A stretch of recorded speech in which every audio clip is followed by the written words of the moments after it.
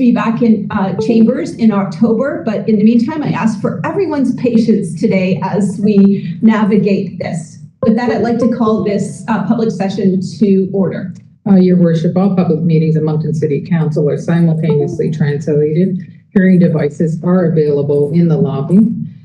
You have the right to address City Council in the official language of your choice. Meetings are also simulcast in both official languages on City of Moncton's YouTube channel and can be found on our website at moncton.ca. If you have registered with the City Clerk's office prior to the agenda deadline 7 days before the meeting, you will be given 5 minutes for your presentations. Other public presentations will be given 2 minutes. You will receive a reminder when 1 minute is remaining. Please note, no presenter shall speak disrespectfully of council, staff, or a member of the general public. The use of offensive or profane language will not be tolerated. Any breach of this guideline may result in the presenter being asked to leave the meeting at the discretion of the chair. Un service d'interprétation simultanée est offert durant nos réunions. Vous avez le droit de parler dans la langue officielle de votre choix. Les casques d'écoute servent à la traduction sont disponibles. Les réunions sont diffusées en français et en anglais sur la plateforme YouTube. Les réunions sont également diffusées sur l'Internet à moncton.ca. Si vous vous êtes inscrit auprès du bureau de la greffière avant la date limite, c'est-à-dire 16 jours avant la séance, vous aurez 5 minutes pour effectuer votre présentation. Toute autre présentation du public aura droit à 2 minutes. Une cloche sonnera pour vous indiquer qu'il ne vous reste qu'une minute. S'il vous plaît, notez, aucun présentateur ne devra manquer de respect lorsqu'il parle du conseil, d'un membre du personnel ou du grand public. Le langage blasphématoire ou les propos offensants ne seront pas tolérés.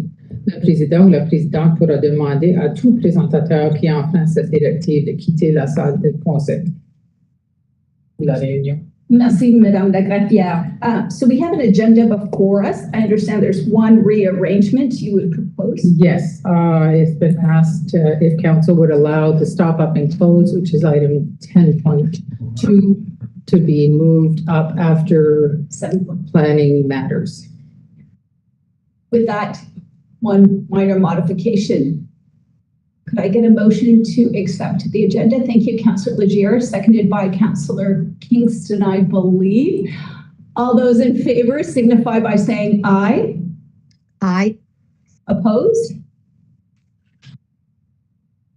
Motion carries unanimously, I believe. If anyone is not in agreement, you just let me know, okay? Because it's kind of challenging to see everybody at the same time. The next would be conflict of interest, the déclaration de conflit d'intérêt. Thank you. Is there anyone who has a conflict of interest to declare? I don't see anyone. Thank you. There are no adoption of minutes this evening.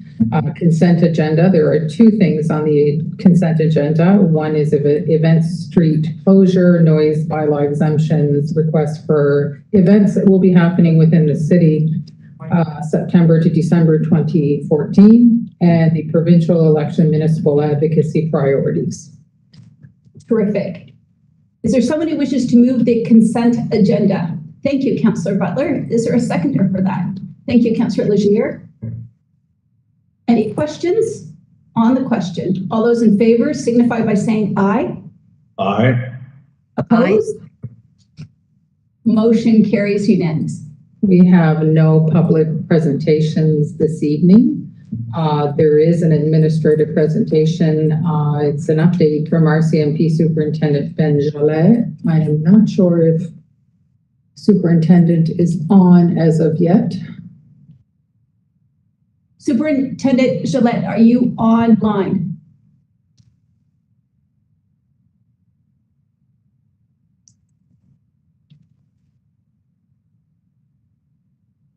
Right.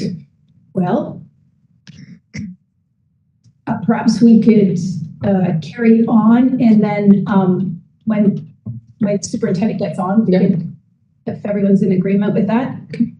All right. Well, then we can move right into planning matters. The first is an introduction of rezoning application for Gateway Towers. I believe that Mr. Bill Budd. Ellie, Yes. Ben Gillette just sent a note saying that He's an unauthorized attendee apparently, so he's not able to get in. So perhaps IT can help him out. Yes, Thank you. thank you. Okay, Mr. Budd, you may commence your introduction to the rezoning for Gateway Towers. Okay, good evening, Your Worship and Council. Tonight, we have a new rezoning application for a project known as Gateway Towers. It's going to involve a number of municipal plan, downtown core community improvement plan, and zoning bylaw amendments. And I'll take us through this through the presentation. If we go to the next slide.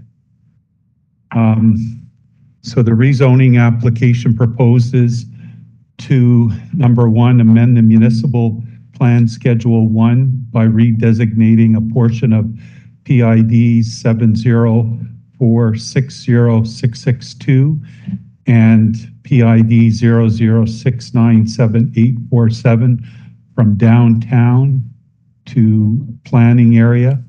The second amendment proposes to amend the downtown core community improvement plan secondary area in the municipal plan schedule to include portions of the same reference PIDs that I just mentioned. The third amendment involves amending various figures in the downtown core community improvement plan to accommodate the proposed development. And the last amendment involves amending Schedule A of the zoning bylaw to rezone portions of the PIDs that I referenced from RP Riverfront Park to CBD Central Business District. If we can go to the next slide, and these proposed amendments are being requested in order to accommodate a mixed-use development with approximately 380 residential units. The development includes a 2-story podium with commercial uses and residential townhouses, 2 17-story residential towers with underground parking and structured parking on the first and second levels at Foundry, 1 Foundry Street, and a number of related PIDs, which I'll go through. And the applicant is J.N. Laffert Realty, Inc. And if we go to the next slide, this is a location map. It shows that it's in the downtown. We go to the next slide.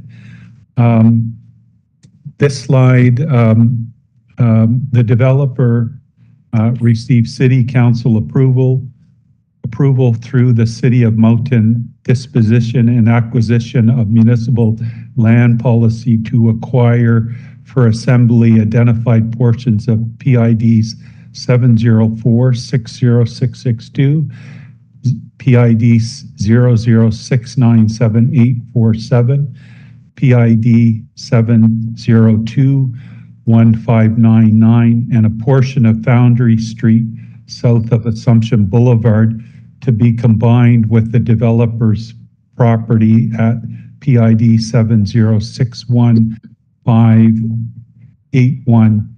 And it's also subject to a stop up and close of the portion of Foundry Street south of Assumption, which will, if this application goes forward, will be dealt with tonight. And so the assembly of this land will create the proposed building and development site to accommodate the development I just described.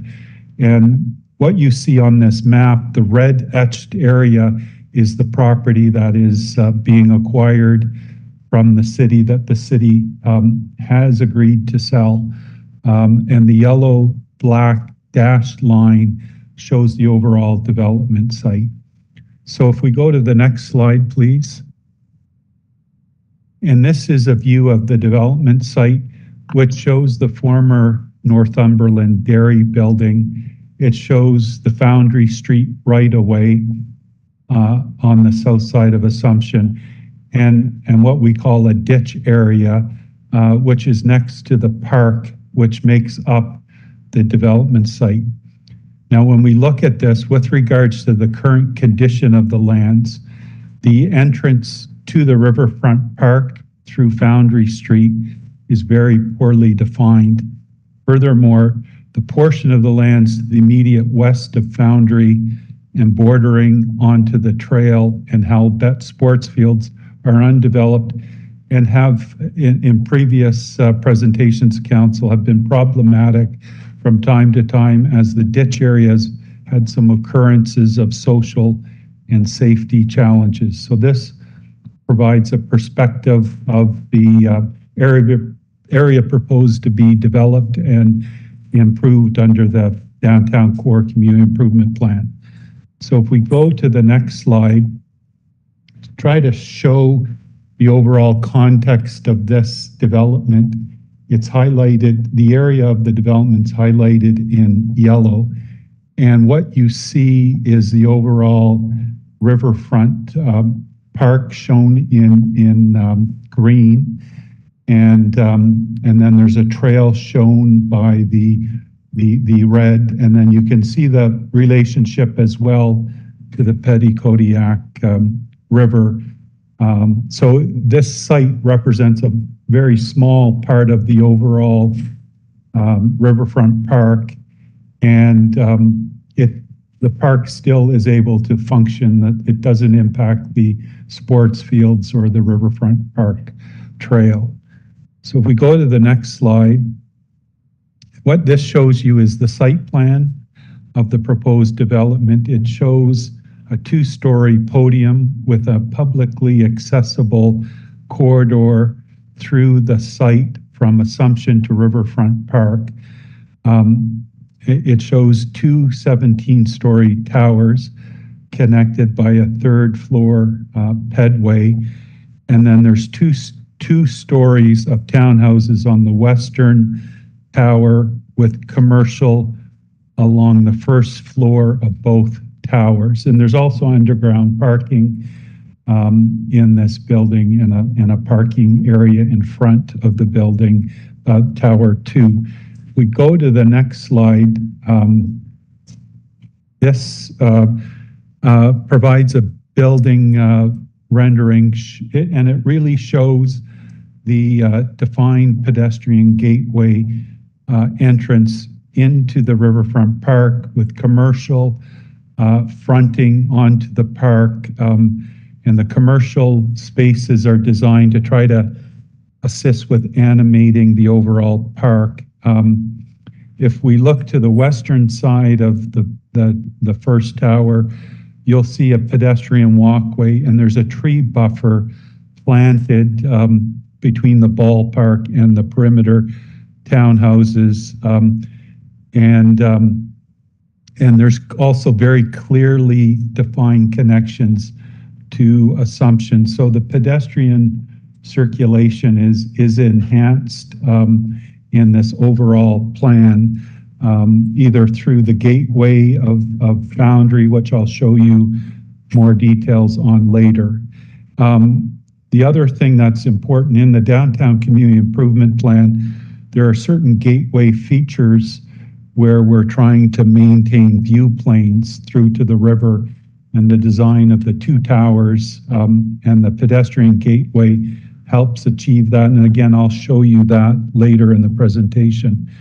If we go to the next slide, you'll see a closer view of what it looks like from the building along the Riverfront Park.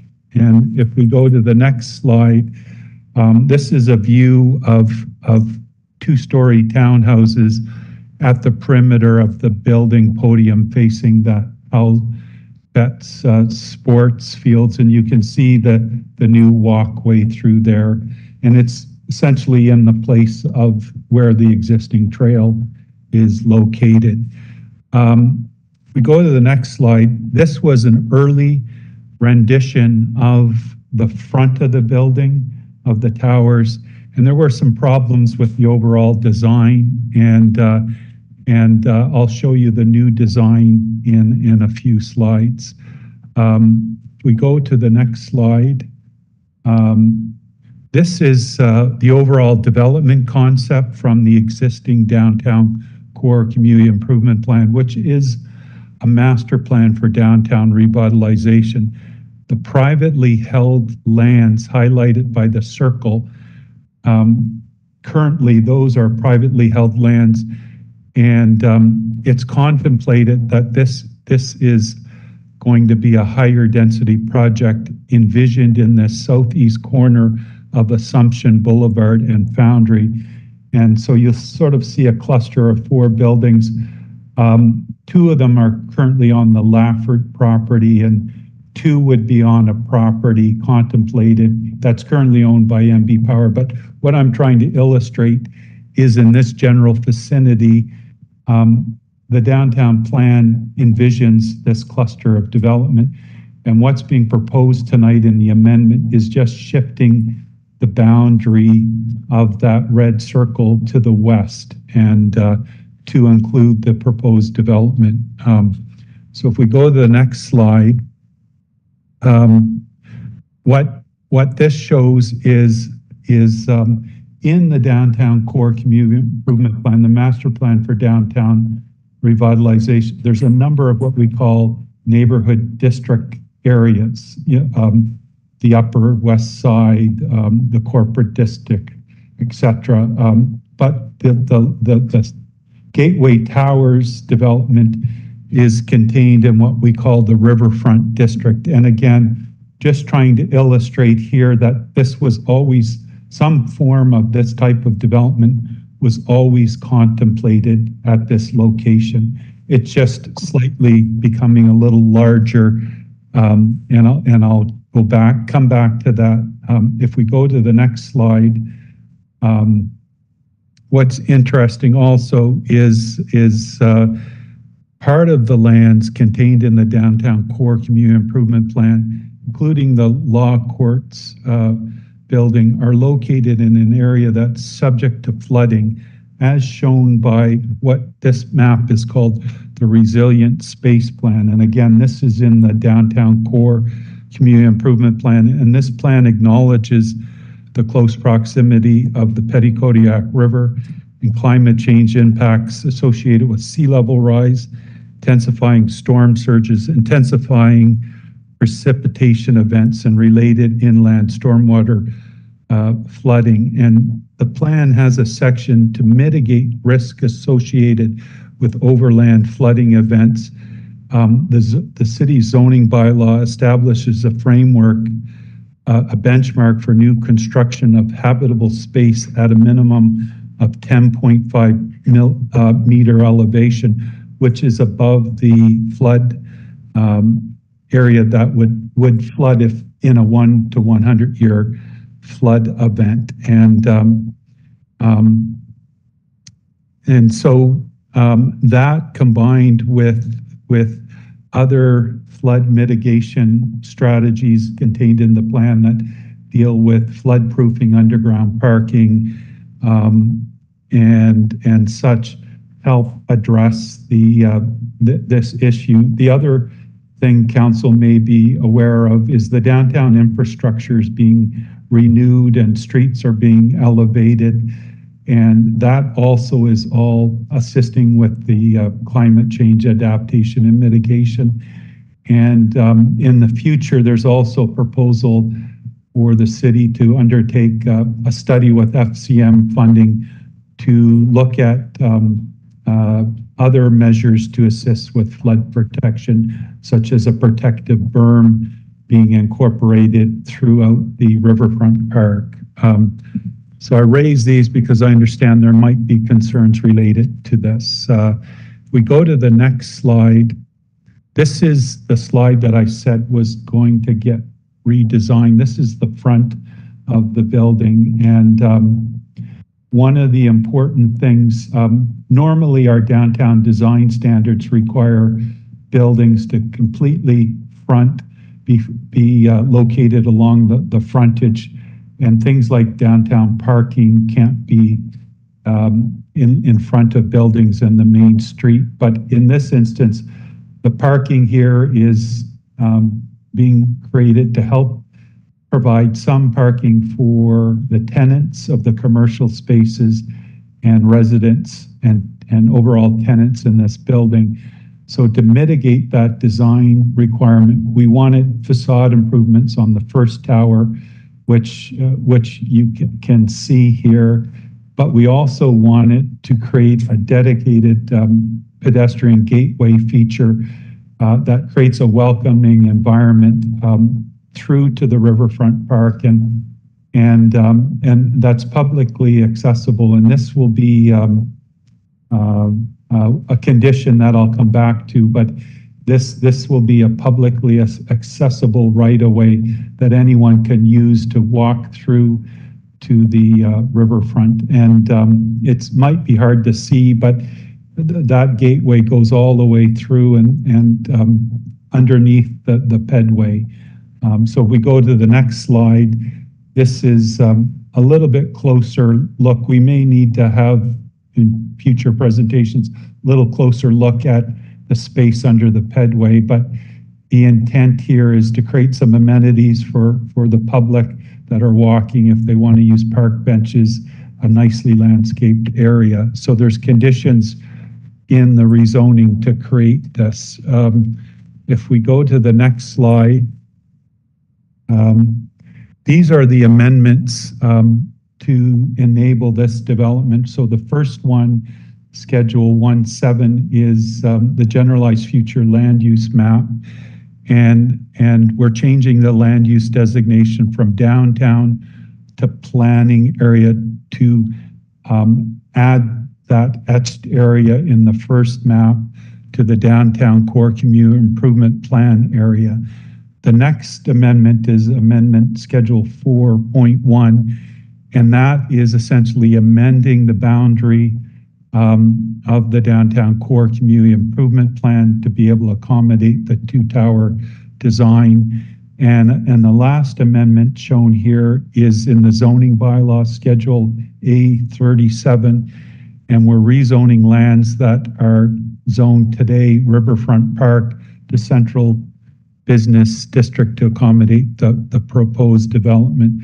And if we go to the next slide, we're also amending the actual downtown core community improvement plan. And in that plan, there's a number of figures that are being amended to widen the boundary to accommodate the redevelopment proposal. So these are fairly straightforward, but if you go to the next slide, you'll start to see on the bottom slide, and I'm having bear with me, I'm having difficulty reading that slide, but it's starting to incorporate the development concept of gateway towers. And we also know that the Three Sisters development has been built or is going forward. So that's being also updated in this development concept. And there's a series of them. So if you go to the next slide, you'll see the overall development concept on the top, and that development's being integrated into this. And then the neighborhood district model, it's being incorporated. So you can see that the boundary of this plan is slightly shifted to the west to incorporate this. And that aligns with the land that is being acquired by the developer from the city. We go to the next figures. It just continues all to go through all the figures. And if we go to the next figure, next slide, and the same thing, and I'll just, what's interesting on some of these, you can see how the existing objectives are being respected, such as circulation and destination routes. Go to the next slide. Like for here, the top slides show the circulation objectives and the importance of being able to get down to the riverfront.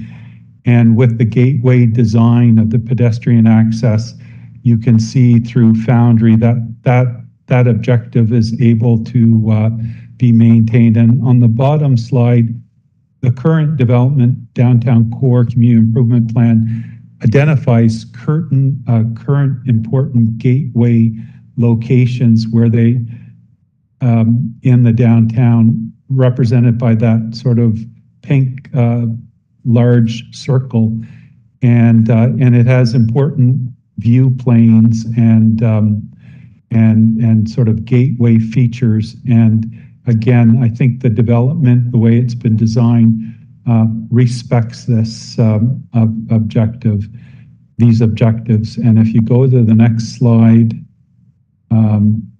these are just other updated, the flood map is updated, the parking maps are updated, and if you go to the next slide, there's a couple of more figures here, transit routes and so forth. And if you go to the next slide, this is the implementation. So there's a number of figures in the downtown plan that we wanted to make sure are, if this proposal goes forward, that this development is incorporated into those figures, and the policies of those behind those figures remain the same and will apply to this development.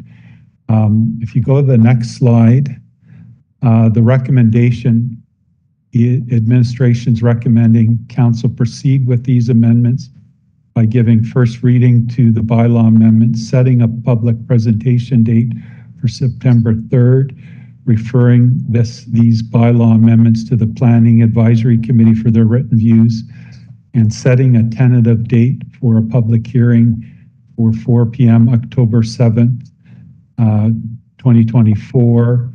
And if we go to the next slide, if this is approved, should be subject to a resolution with the following conditions. And I'll read some of the important ones. That the first one, that a portion of Foundry Street south of Assumption Boulevard be stopped up and closed. And if this proceeds, this will be on the council's agenda to deal with tonight to initiate that.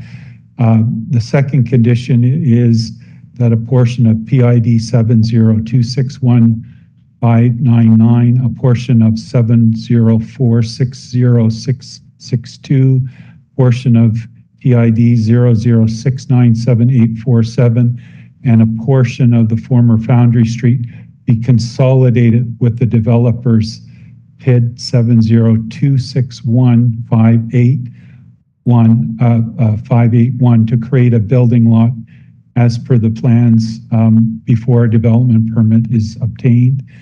The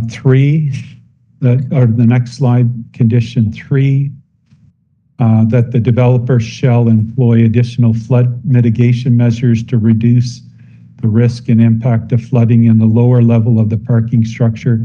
These flood mitigation measures are to be prepared by a certified professional engineer licensed to practice in province of New Brunswick, and may include, at the request of the city engineer or their designate, and subject to their acceptance, studies or designs prepared and stamped by a professional engineer.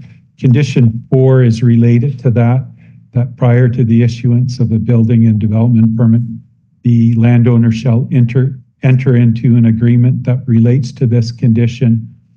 And we've done a number of these already in other developments, and they relate to things that waiving, absolving the city of any future risks associated with flooding, providing notice in the underground parking that it could be subject to flooding, and notice in agreements with tenants on all these conditions. The next slide is condition 5. Developer enters into agreement with the city to relocate municipal infrastructure, including the combined sewer in south of Assumption Boulevard, And that relates to the sewer in the Foundry Street location. That's got to be relocated to accommodate this. And then the rest are kind of standard conditions that we issue in most rezonings. And we can go to the next slide. And the next slide. And the next slide. So, and the next slide. And so with that, I would turn it back to you, Your Worship.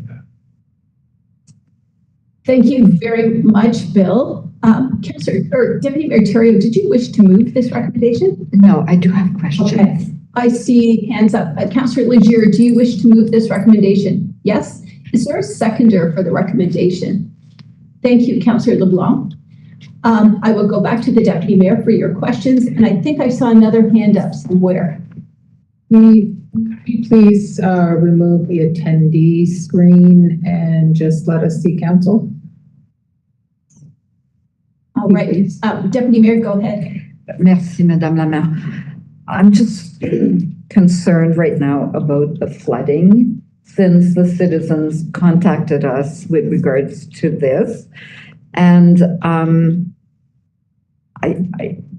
you know, Bill, you mentioned that, you know, you would issue, the owner would issue notices to citizens for the parking if there's flooding. That's not very reassuring. And also, how do we address the citizens who are concerned? I mean, if we vote in favor of this tonight, this means that let's say something would happen to the developers who want to go ahead with this project and they can't do it. So then it goes to who? So maybe I'll just talk about the downtown in general. There is a floodplain in the downtown. The courthouse, for example, if you look at the building elevation, it was designed to be above the flood level, and they have underground parking that was designed to be flood-proof. And in the event there is a Saxby Gale type flood, underground parking may get flooded, but it can get cleaned out and washed out. And there's backwater valves and everything to try to mitigate these buildings. Now, the current Three Sisters building is in part of that floodplain, and they were required to build at the 10.5 elevation, and they've designed their underground parking to be flood-proofed and have entered into that agreement I referenced, and they provide notification to tenants. And so other downtown developments in this area have also done that. So it's the Downtown Core Community Improvement Plan. When we first initiated it, we got FCM funding to do the plan to try to come up with solutions to deal with climate change adaptation and mitigation. And in this instance, the whole plan focuses on achieving that through various means. Adapting the infrastructure work you're seeing, you know, Westmoreland and Assumption being elevated, all of that is part of addressing this issue. And individual developers have to design their buildings to meet these new requirements. Thank you, Bill. When we were discussing the reopening of the river, there was a lot of discussion around the types of development that would go along the river. So I'm just trying to understand the preoccupation of the citizens if we look at the petition that we received and the fact that it seemed that this was something new for them. So did we communicate to the public properly that we were going to develop south of Assumption Boulevard when we did the plan? Yes, so in the current plan, the overall objective of the Riverfront Park designation is to be a passive recreational park. And that is the overall objective. So, but there are private lands along Assumption that also have development rights, and we're zoned central business district and have the right to develop. So here we have a development that is proposing minor sort of land assembly to achieve what I think will help revitalize and implement the overall objectives of the master plan for downtown revitalization. Right now, it's not in a very improved state to function as a gateway. And so the developer will help create a gateway and create amenities for people that use the park, which probably will make it a safer environment as well. So Bill, could this create a precedent for other developers to go along the river and, to come back to us and ask us No. It's very clear. Like if I was able to go back into the plan, there's clear policies that indicate, the main objective is of the Riverfront Park designation to protect that. And it's very passive. It's not intended to be developed. But in this case, there's a unique situation where it is held by a private developer has the right to redevelop that site. And because of the huge cost of developing there, he's trying to make the most efficient development possible and requires some additional land to make it feasible. And that's what was before council when you made that decision to agree to sell the land. So one last question, Madam Mayor. So Bill, then the land that is there presently, an owner or the owner of that land could have built something, is that correct? Yes, they could do a very high density project there. And those maps from the downtown core community improvement plan, I was trying to illustrate that development is contemplated by the city's plan, and they have the right to do that type of development there. And how do we address the concerns of the citizens? So that's the balance. I think one of the things that people want access to the Riverfront Park, and I think some of the concerns were that this is a private development and only the people living at this development will be able to enjoy that riverfront access, and that's not the case. There's a condition, and we go back into the list of conditions, but they're creating a dedicated pedestrian accessible right-of-way for all citizens to use to go in. They're also improving on the west side of the building the connectivity of trails to Assumption, and the park users, the people that use the ballparks or anyone, will then be able to stop along the riverfront park. There's going to be outdoor patio area and restaurants and other retail that they will be able to enjoy. And that's one of the criticisms of our current riverfront, that there is a lack of amenities for people to use. So it's a bit of an improvement in that regard. So 50 years from now, the building will still be standing and it won't be flooded? So it's designed for the 1 in 100 year flood event. So, which is, people will know the Saxby Gale. That is where the habitable space of the building is. And there's other initiatives, like over time, part of the plan contemplates adapting our infrastructure.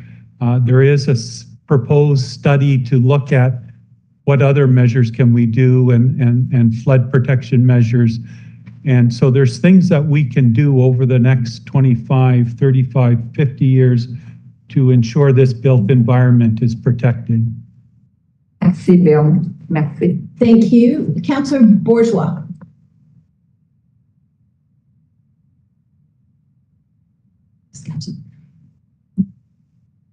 Councillor Bourgeois, are you there? We can't, oh, Yeah. sorry. There Okay, you go. no worries. Thank you very much, Bill, for the presentation. Thank you for the Leffords for their confidence in downtown development. Three quick questions. On page, I don't know, they're not numbered, are they? It said that on the traffic impact study, staff raised some questions, concerns. What were staff's concerns? Is Renee Legacy online with us? There is. Yes, I am. Can you address, I know that we're asking for, the traffic study is not completely done. There were some things we want it done. But maybe Renee, can you speak to where we're at with that? Sure. Thank you, Conseiller Bourgeois. The traffic impact study showed that we would require 2 westbound lanes on Assumption Boulevard. We currently have 1.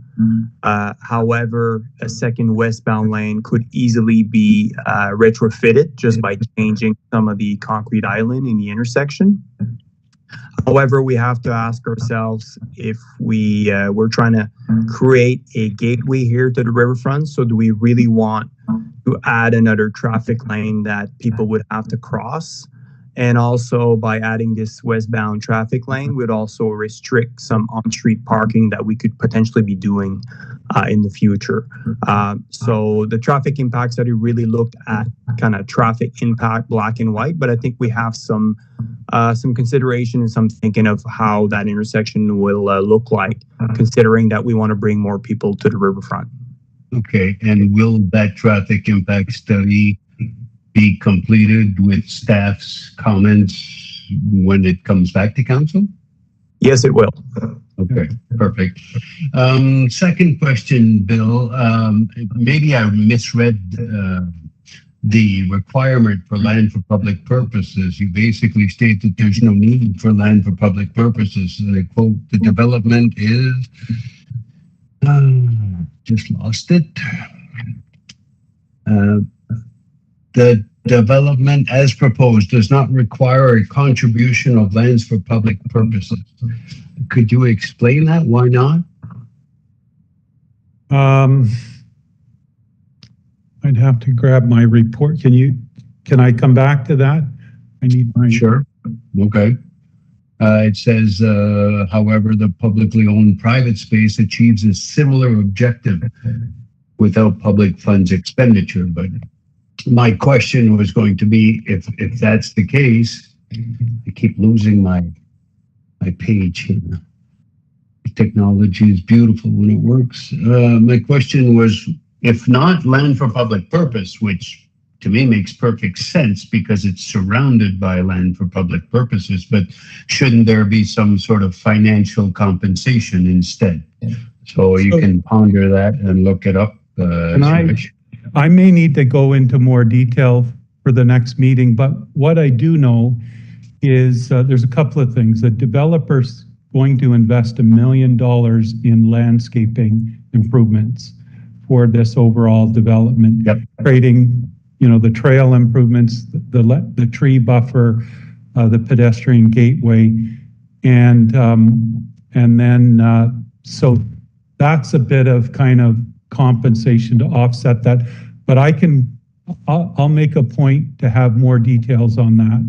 Yes, because I think we have legal obligations. It's either a certain percentage of the value of the land or a certain percentage of the land itself. So I'm not sure that beautifying existing public land qualifies legally. That might need a legal clarification as well. So and here's some of my thinking. When we have a raw piece of land that we subdivide, we're required to take 10%. Exactly. For cash in lieu. We're not subdividing land, we're assembling land. And And it's actually the city that's donating parcels. So I'm not sure there really is an LFPP requirement because it's not being done in the traditional way, but I'll look into this further. Right, because technically, we are losing land for public. Yeah, the city is giving up land.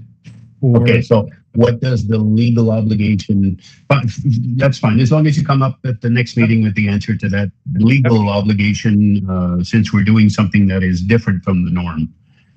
I'd appreciate it. And my last question is, should we require amongst the conditions, you have 18 on the sheet there, but should we also obligate the owners to have something like a clear written communications with the tenants, commercial and residential, regarding flood risks and mitigation, to be sure that, not that I don't trust the developer or contraire, but this developer and any other future developer that comes along, that I've asked for this before, can this be part of the contract, that there's a clause there that says, we've mitigated the flooding risk, et cetera, but yes, there are still risks.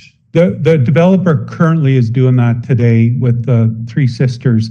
In that condition 3 and 4, condition 4 is an agreement that the developer enters into, and those things that you're referencing are built into that agreement as an undertaking the developer has to do. Okay. So it's already being done. So it would be a civil matter. It's already been promised. The city does not have to obligate the developer.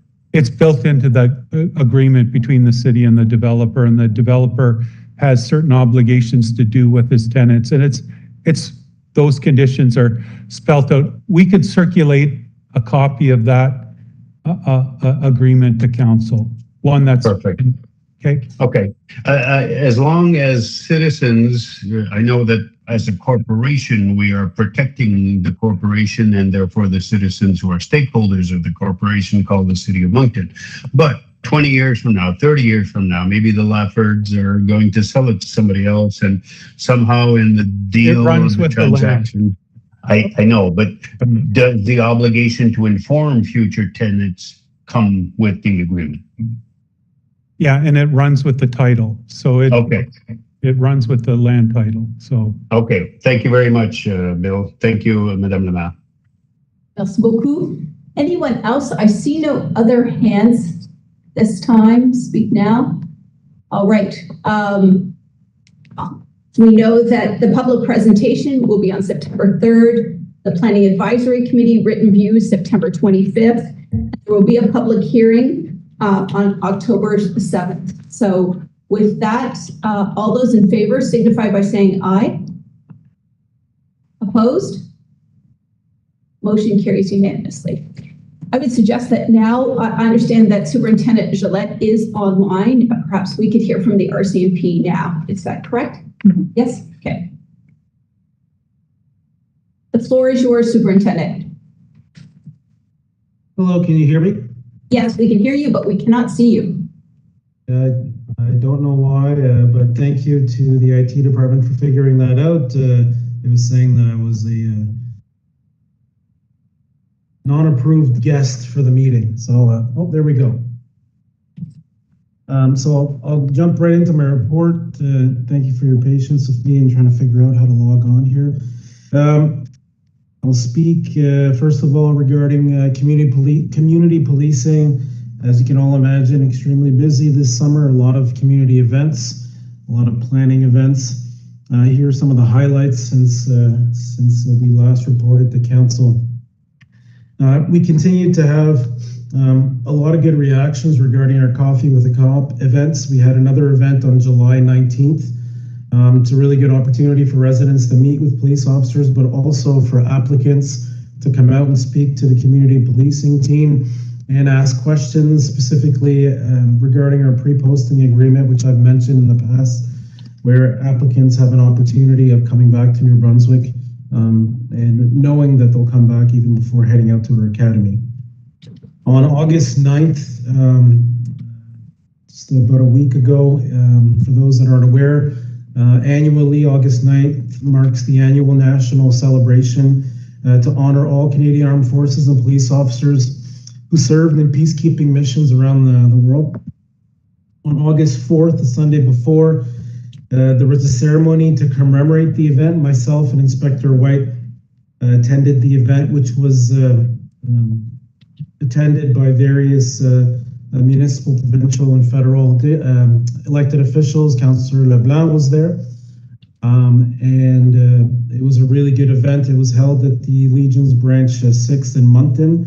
And again, it's always an honor for the RCMP to pay tribute not only to members of the Canadian Armed Forces who've served in peacekeeping missions, but members of the RCMP and other police officers as well. On August 12th, the Community Policing Unit launched its positive ticketing program. It's an initiative that we've been working on with the City of Moncton, City of Dieppe, and the Town of Riverview. It's aimed at targeting youth, specifically, who demonstrate positive behaviors, such as being kind, wearing proper safety equipment on bicycles, or being helpful in a general manner. So youth who are caught by members of the Community Policing Unit displaying positive behaviors will be issued a positive ticket, rewarding them with a free entry to one of the 5 pools in the Kodiak region. So we're at summer's tail end. However, we plan on continuing this throughout the year. So these tickets will be able to be used at 5 pools in the Kodiak region in the 3 municipalities, both indoor and outdoor. So we look forward to seeing the response from youth and the connection that the Community Policing Unit will be able to do.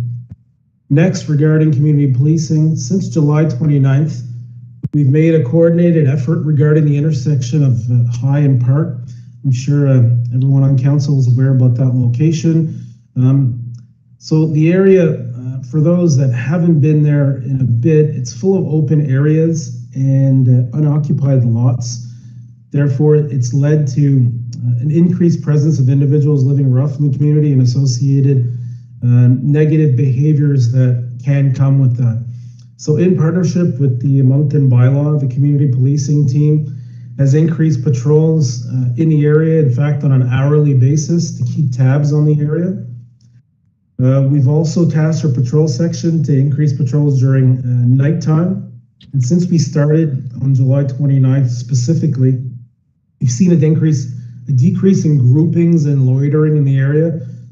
Obviously, we won't completely eliminate this. However, our goal is to target that specific location based on issues brought forward from community members.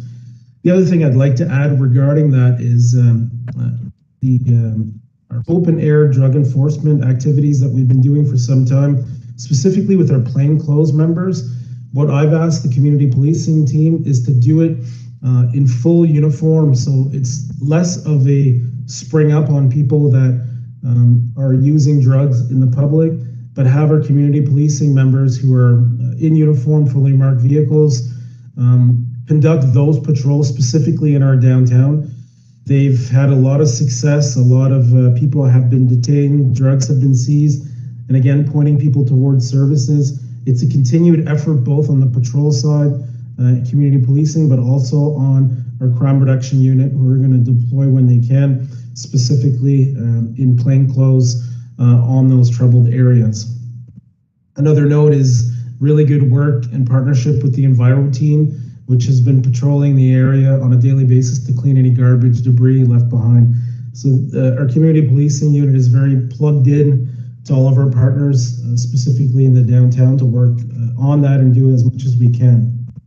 So I'd like to remind council and residents that back to school is only 15 days away. It seems that summer has flown by. So with the abundance of school buses and extra traffic on the roadways, I want everybody to please drive safe, respect traffic controls to ensure our kids get to school safely. And our community policing team will be making patrols to our schools to renew the partnerships with the staff there and discuss safety protocols such as our safe plans and other various things that we do within the schools. There's some successes that I'd like to speak about regarding our crime reduction unit since last reported to council. Specifically on June 29th, our team received a complaint regarding a break and enter. The victim reported that someone had used their garage door opener to access the garage and stolen 2 high-end bicycles, amongst other things. So less than a month later, on July 22nd, the victim called us and reported that she'd located one of the bikes on social media, on a marketplace. And so our crime reduction unit deployed using an innovative investigational technique. And thanks to the investigation and the coordinated effort of our crime reduction unit team, patrol, general investigation, we were able to arrest 2 suspects, a male and a female, and then executed a search warrant where the second bicycle was recovered and other stolen property was found. On July 17th, our patrol members received a call of a potential impaired driver, and upon obtaining the license plate of the vehicle, it came back as stolen. As I've mentioned before at council, stolen vehicles is one of the priorities for our crime reduction team, so they immediately attended the scene, leading to the arrest of a male and a female. And following the recovery of the stolen vehicle, during the search, a large quantity of drugs was seized, including crack cocaine and crystal methamphetamine and cash. 2 days later, on July 19th, the same team was out, observed a male who was wanted on several warrants. Again, this is part of our targeted drug enforcement in the downtown and in other areas. This was on Mountain Road. They proceeded to the arrest of the individual, which led to a significant seizure of contraband cigarettes, drugs, and the male had several outstanding warrants, as mentioned. On July 31st, the team was in the Elmwood area on this time, and they observed a suspicious vehicle, and it came back as stolen. 3 males were arrested and were charged, and during the search, incidental to arrest, again, contraband cigarettes were seized. We've had a high number of stolen vehicles reported. However, a high number of charges pursuant to possession of a stolen vehicle have been laid over the last month to 6 weeks. As I mentioned earlier, it's one of the priorities for a crime reduction unit, and they're constantly out on the road looking for this through the use of the information from our analysts. We know exactly which cars are missing, what to look for, and our team is getting very good at getting positive results. Next, our general investigation section. Just before noon on July 19th, we received a complaint regarding child pornography allegations.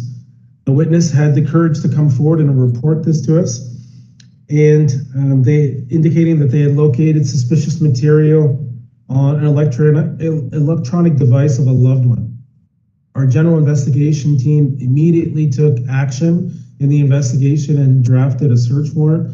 The team, accompanied by Kodiak Patrol, executed a search warrant at a residence on the same day, and a 57-year-old man was taken into custody. Various devices were seized, charges have been laid, and investigation continues. So I'm really proud of my team specifically regarding that incident, because it was a matter of hours that they got the phone call, they deployed, and a suspect was in custody, and a search warrant had been executed. Next in our patrol, it's been a pretty busy summer, as expected, with the nice weather and the increase of population in the Greater Moncton area. Just some of the highlights of our patrol members, some of the proactive work that they've been doing, going from call to call. One specifically on July 16th, one of our members was conducting traffic enforcement and noticed a vehicle with tinted windows. During the traffic stop, the member observed that one of the occupants had contraband cigarettes. The subsequent arrest and search revealed a considerable amount of drugs, including crystal methamphetamine, crack cocaine, illegal drug tablets, and a male and a female were arrested following that traffic stop. On July 25th, 2:30 in the morning, our Kodiak Patrol members responded to a holdup alarm at a convenience store. And while the members were en route, our amazing operational communications center dispatchers confirmed that the robbery was in fact in progress, and the suspect was armed with a knife and had just fled with an amount of cash. Thanks to an immediate patrol, the suspect was arrested only a few hundred meters away and taken into custody. This response was extremely timely, and thankfully no one was hurt. July 28th, while on patrol on Mountain Road, in the Killam Road area, one of our patrol members observed a person on a motorcycle in a parking lot.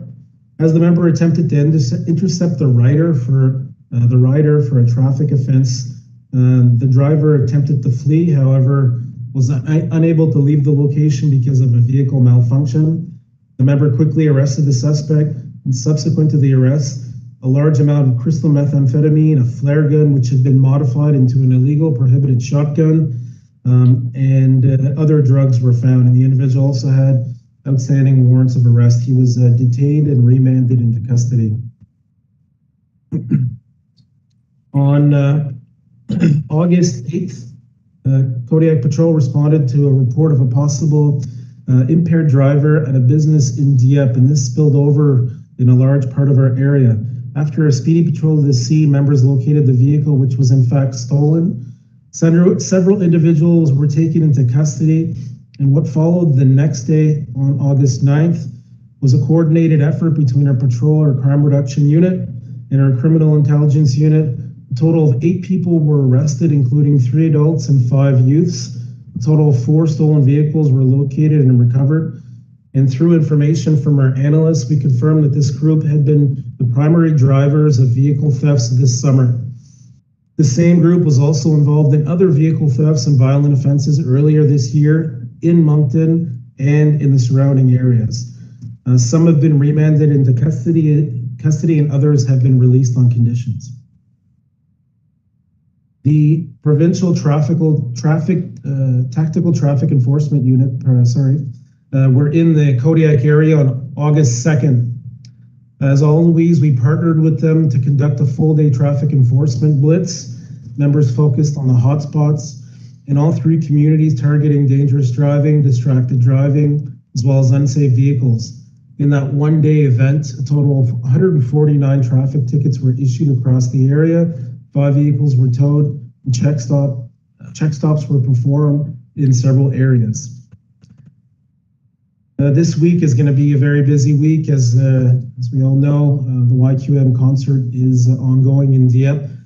We are ready for that. We have resources from around the area that are here to assist us to make sure that the event is safe for concert goers and residents of the entire Kodiak area as parties and festivities spill over in the 3 communities. And finally, Mayor Arnold, I'd like to thank Councillor Lejar for his interest in our police observer program. Councillor Lejar recently spent a day on patrol with Inspector White, where he had the chance to observe members of Kodiak RCMP in action in a variety of roles. Our police observer program is a great opportunity for potential applicants to get a glimpse of what they can expect if they choose a career in policing, and give others a glimpse of realities that we face every day. Merci, Conseiller Lejar. Thank you, Mayor Arnold. Well, thank you, Superintendent. Sounds like a very busy time with you and your members. My goodness. Are there any questions for the Superintendent?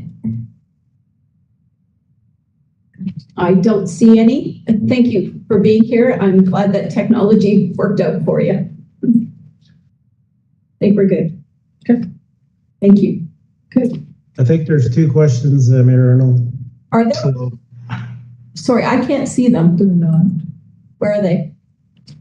There's Marty, Oh. Councillor Kingston. Go ahead. Okay. I don't know why. I can't see them. Anyway, go ahead, Councillor Kingston. Can you hear me? Yeah. Thank you, Superintendent. Then the Police Observer Program, that's open to all of us, I'm assuming, as councillors. Obviously, that would be something I'm very much interested in, and I salute Councillor Lejar for jumping in. So that is something you're extending to all of us on council, Ben? Exactly. thing, absolutely. If anybody's interested, they just have to reach into myself or Inspector White and we'll make it happen. And the tactical traffic enforcement numbers, again, they just get higher and higher. I mean, it's amazing what is discovered, uncovered in one day of activity from the tactical traffic enforcement unit. So job well done. Obviously, we'd love to have them here more often. That's an ongoing conversation, of course, and much debate coming on that. But it's certainly a wonderful job with the towed vehicles, suspended licenses, assurances, and the whole gamut of things. So just job well done to the technical enforcement. Love to have them here more often. Thank you, Madam Madness. Thank you, Ben. Thank you, Councillor Kingston. And I believe there's another councillor. Is it you, Councillor Legier? I just want to comment, Superintendent. Thank you to Inspector White. It's very interesting to sort of see, what's actually happening on the streets. The way it worked was we shadowed officers as they went to calls, and so it was really a good opportunity to kind of witness a variety of different events and some of the things that the RCMP are called upon to do related to mental health and related to crime and so on. So it was really good, and I encourage everyone. It really does give you some insight in terms of the challenges that you have. I think you're looking very forward to your new building, and so rightfully so, because it hasn't gotten much better in terms of some of the challenges. But I applaud you though, and certainly enjoyed my day. So pass that along to Inspector White, please. Thank you. Thank you. I will. Terrific. Unless there's anyone, is there anyone else that wishes to speak? Do not see anyone else. Speak now? No? Okay. Thank you, Superintendent. Back to planning matters, public hearing rezoning and municipal plan amendments at 227, 229 Cadieux Street, 233, 235 Cadieux Street, NLFP P for PID 70701214 housekeeping. And I believe that Bill Budd is here again to provide us an update. Yes. So good evening again, Council. I believe that this is a public hearing on a housekeeping amendment. If we go to the next slide, it's an administration-initiated housekeeping amendment to formalize the zoning from a previous land exchange to improve and increase the neighborhood park in the area. We go to the next slide. The purpose of the rezoning is to rezone 227, 229, and 233 and 235 Cadieux Street from P1 community use to R22 unit residential zone, and the adjacent property identified as PID 70701214, land from public purposes from R22 unit residential to P1 community use. And this will require an amendment to Schedule 1 of the municipal plan to amend the land use designation from community use to neighborhood and neighborhood to community use respectively. And if we look at this slide, it's located in Ward 1 on the north side of Cadieux Street, west of McIntosh Boulevard in the Sterling Meadows subdivision. And this subdivision was before council at a public meeting in October of 2022 for approval and a land exchange of land for public purposes and 2 existing lands zoned R2. And unfortunately, when we did the land exchange, we missed the zoning. So this is just a housekeeping to correct that.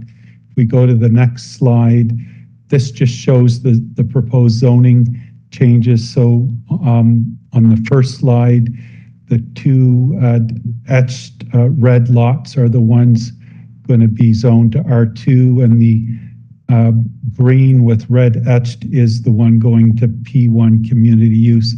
And similarly, on the right are the municipal plan amendments designating the land's neighborhood and community use. So if we go to the next slide, administration's recommending council approve this, and I don't believe there were any objections received to this application. So I'll turn it back to you, Your Worship. Thank you very much, Bill. And yes, we are in a public hearing. My understanding is there are no objections to this, but I would ask if there is anyone who has an objection to this right now and wishes to speak, to please do so. Nobody has registered to speak, but I just wanted to make sure. You see none, and I'm assuming the proponent is not here either tonight. Are there any specific questions from council at this time? All right, at this time I will adjourn the public hearing. And Deputy Mayor Terrio, do you wish to move this recommendation? Yes, thank you. Is there a seconder for it? Thank you. I think that's, who's on the top right there? Wait a minute.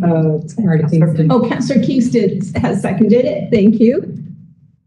Any questions on the question? All those in favor signify by saying aye. Opposed? Motion carries unanimously. Thank you. Next is a public hearing for 4 Curry Street. There were some objections received. Wonderful. Welcome back, Bill. Is it Bill? Perfect. Everyone's able to hear me okay? Dylan. Yes, welcome, Dylan. So our next item is going to be a rezoning application that we have for 4 Curry Street. So this was originally introduced to council in July. It went to the PAC during their last monthly meeting, and here we are for the public hearing. I'm going to just begin by giving a brief overview of the application, and then we'll open up to the public hearing where we'll hear from council, the proponents who are in the room today, as well as any members of the public who are wishing to speak for or against this project. So simply, it's just a rezoning application to rezone the property from R2U, urban dwelling, to R3, multiple unit dwelling, to accommodate a 3-story, 18-unit apartment building. If we go to the next slide. The property is located in Ward 1, south of Donald Avenue, which is one of the main east-west collectors in the Sunnybrae neighborhood area. Slide. As you'll see from the aerial view, the property consists of 2 properties that are highlighted here in red. As part of this development, the proponents be looking to consolidate those 2 properties into one in order to accommodate their proposed development. If we're to look at some of the surrounding land uses and zones in the area, we have a 4-story apartment building that's zoned R3 immediately to the north. There are 2 8-unit apartment buildings zoned R2U to the east. We have the former CN Pension Center directly to the south, as well as the former Sunnybrae Rink, and a number of well-established single-unit dwellings along Donald Avenue, all zoned R2U today.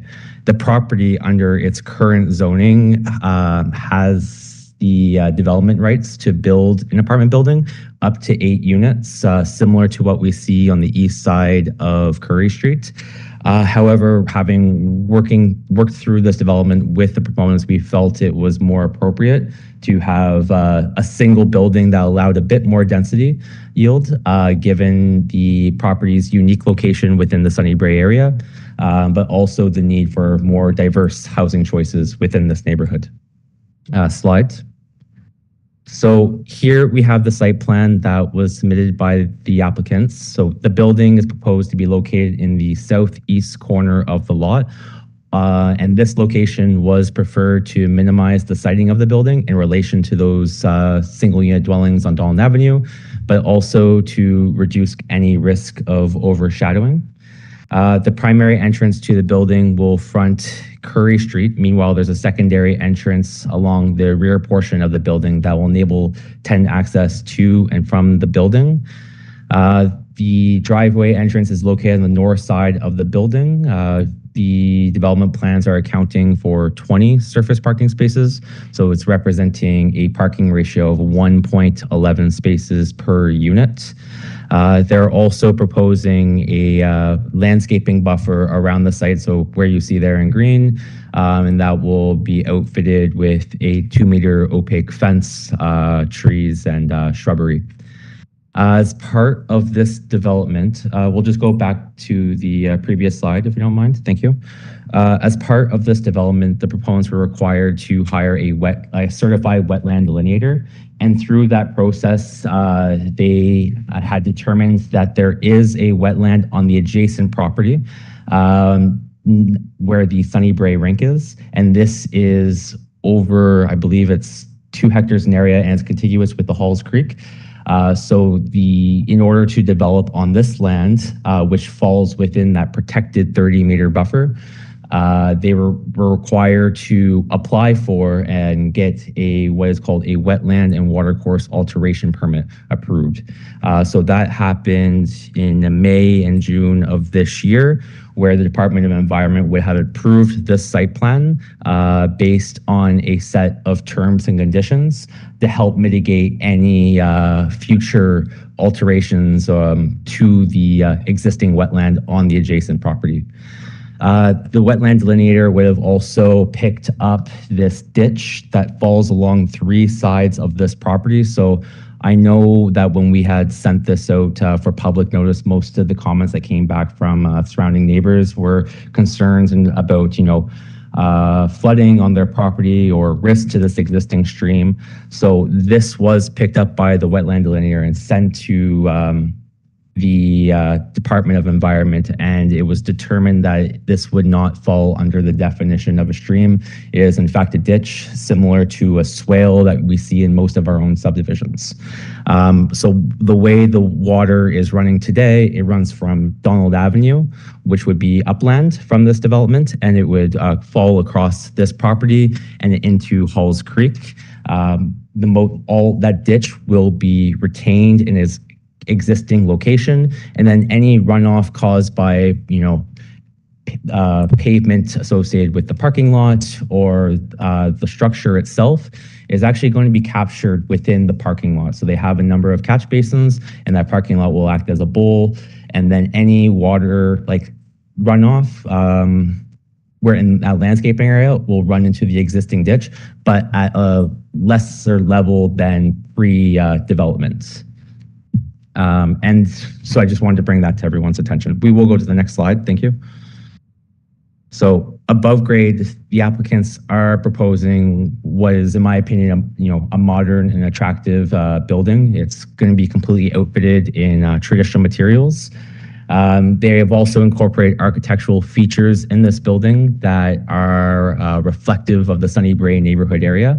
So they have incorporated these window grids along the windows that are going to be fronting Curry Street, as well as this stained canopy, stained lumber canopy over the main entrance. And it's that entrance isn't depicted here on the renderings, but are within the elevation drawings that were part of council's package, but were also shared on the City of Moncton's website. From a planning perspective, this project, meets the long-term vision of the Sunny Brae neighborhood plan by providing more housing choices in the neighborhood. So in 2009, the city would have conducted a secondary planning exercise specifically for the Sunny Brae area with really 2 goals in mind. One of the goals would have been to identify what are the core residential zones where we want to maintain single and 2-unit dwellings, and where do we want to promote higher density development, apartment buildings. And these 2 properties, which have remained vacant since as early as 1970, were identified at that time as being an area where we want to encourage higher density development. And that's what we have here being proposed. With that in mind, we did receive 4 objection letters.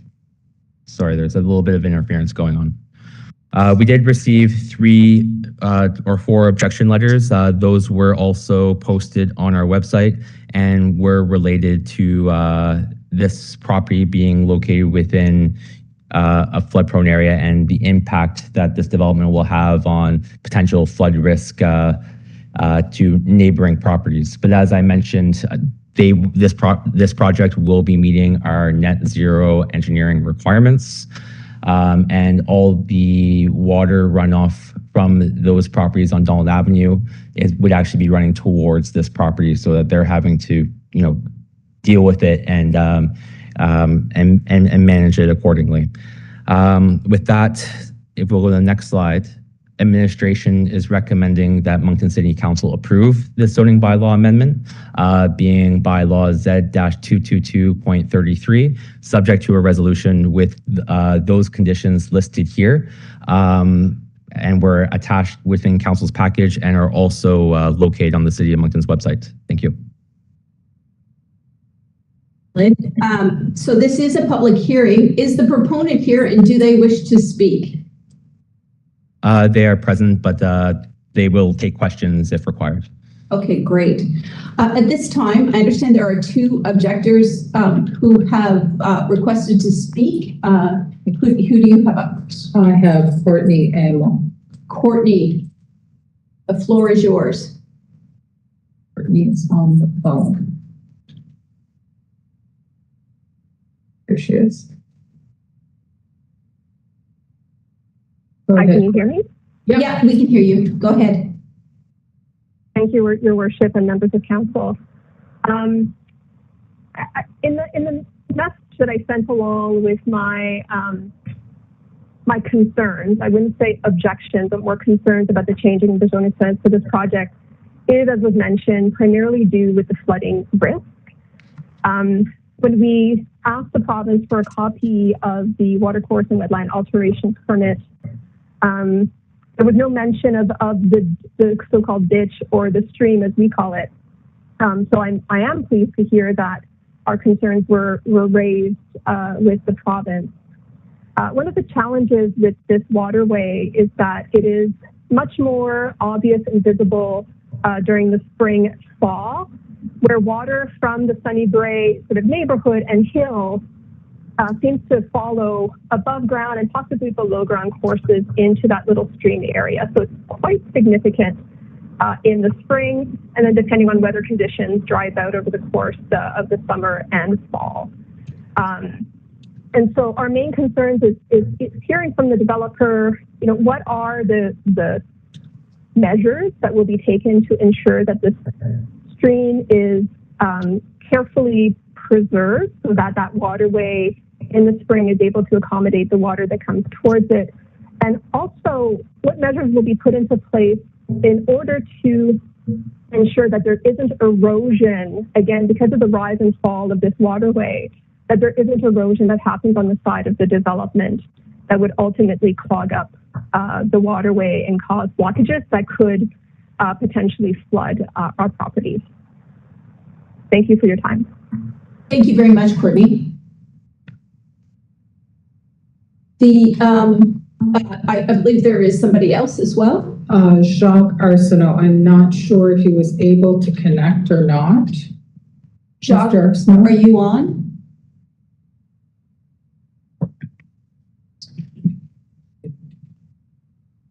Jacques Arsenault.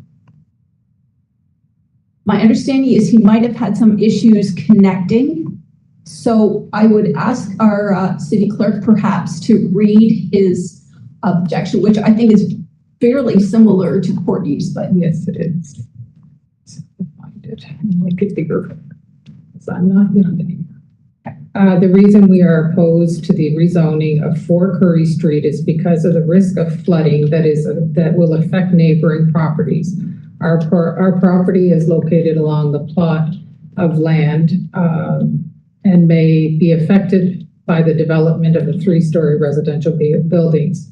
Following the reading of the documents sent to us by the public notice, we are considering serious flood problems that will affect our property located on Donald Avenue and the properties of plots PID 007705778, PID 007700560, and PID 007705552. Throughout our property is a small stream that runs along the plot plan for the development of the building. The City of Moncton is aware of this small stream since in the past we have received a request from the city to spread granulums to counter effects the mosquitoes in wetlands. We observed that a permit to modify a watercourse for wetland was issued on June 17, 2024 by the Ministry of Environment and Local Governments. The permit was granted without consultation with the owners of the surrounding plots of land and does not take into account the wetlands and the small stream that are on both of our land and also on the plots that are part of the development project.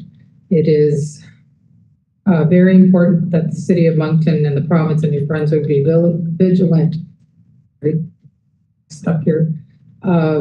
Vigilant when planning to develop buildings that are on wetlands and small streams.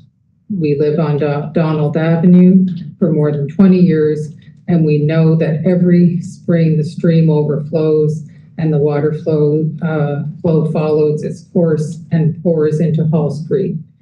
If we go back to the water source of the small stream in question, we have found that the groundwater is coming from the underground stream on the hillside of Sunnybrae. The risk of flooding during development projects, wetlands cannot be ignored. The climate change we are experiencing at the moment has shown that we must be more careful in all development of wetlands. Thank you very much. Is there anyone else online who has an objection to this project and wishes to speak? Anyone at all? Anyone in the lobby that has an objection and wishes to speak to this? Okay, at this time then, I would ask Dylan or the proponent, Courtney outlined it fairly well. What are the measures to ensure the stream will be protected? And are there any measures as far as erosion that can be taken as well? So if you could address those items. Of course. So to be clear, there are no requirements to consult for a WAWA permit. It is a process specifically between the proponent and the Department of Environment. We are not dealing with a stream. The soil conditions and the features of that ditch were described in a report and presented to Department of Environment, and it is in fact a ditch that was made for drainage purposes. As part of this development, they would have submitted a drainage plan that is respecting the existing conditions of that ditch, knowing that it's important for those properties that are upland. And in fact, they are incorporating additional measures to capture stormwater on their site. So in theory, they should be producing less runoff that would be otherwise going to that ditch post conditions. So they'll be improving the drainage conditions for their particular site that would otherwise be contributing to that ditch. And then within the WAWA permit itself, they are highlighting a number of other conditions that come to all these measures when it comes to how you store your vehicles and the state of your vehicles, or these type of fences that they'll have to put up, all to protect the boundaries of the wetland. But none of these conditions within the WAWA permit are going to apply to that ditch because it doesn't fall under the definition of a stream or watercourse that would be regulated by the Clean Water Act, as per the Department of Environment. Okay. Does the proponent wish to speak to this at all? Would you like to add? No, nothing to add at this time. Okay. I would now go back to any objectors. If there's anything further that they wish to ask, is there anyone who has any other concerns they wish to bring up at this time? Okay, then I would open it to council for questions. Council, are there any questions that you might have? I have Deputy Mayor, and then I have Councillor Richard. Go ahead, Deputy Mayor. Merci, Madame la Maire. Dylan, you may have explained this. I'm not sure I understood. What is the difference between where they want to build the location and where the Coliseum is, the old Coliseum? Because we've been saying you can't build there because it is wetland.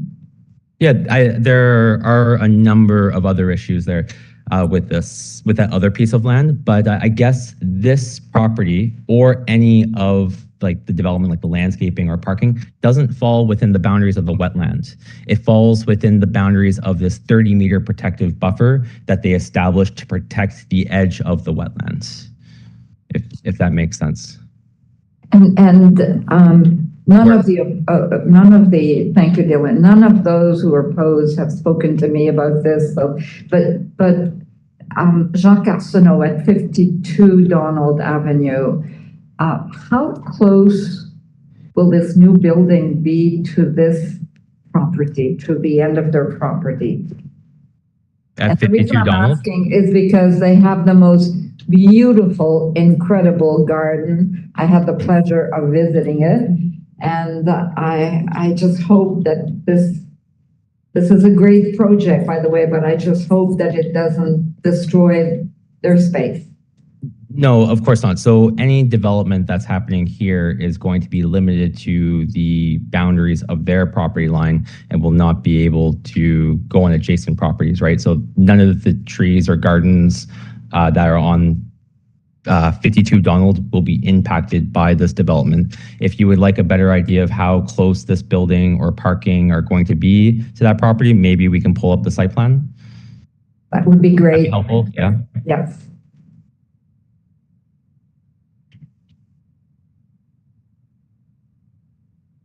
You also have it on your iPad, Councillor Yeah. Terry. I'll just ask IT, yeah, thank you. It's coming out, yeah. Okay, here it comes.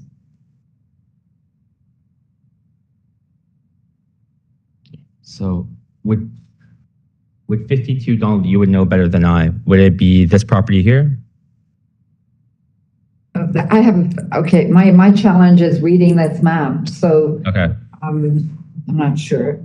So here you have the property boundaries of this lot, and then this would be the apartment building on Curry, and then these four lots would be all like those long-standing single-unit dwellings I was speaking to earlier. But most of these are like their backyards where their houses would be closer to Donald Avenue, as you know.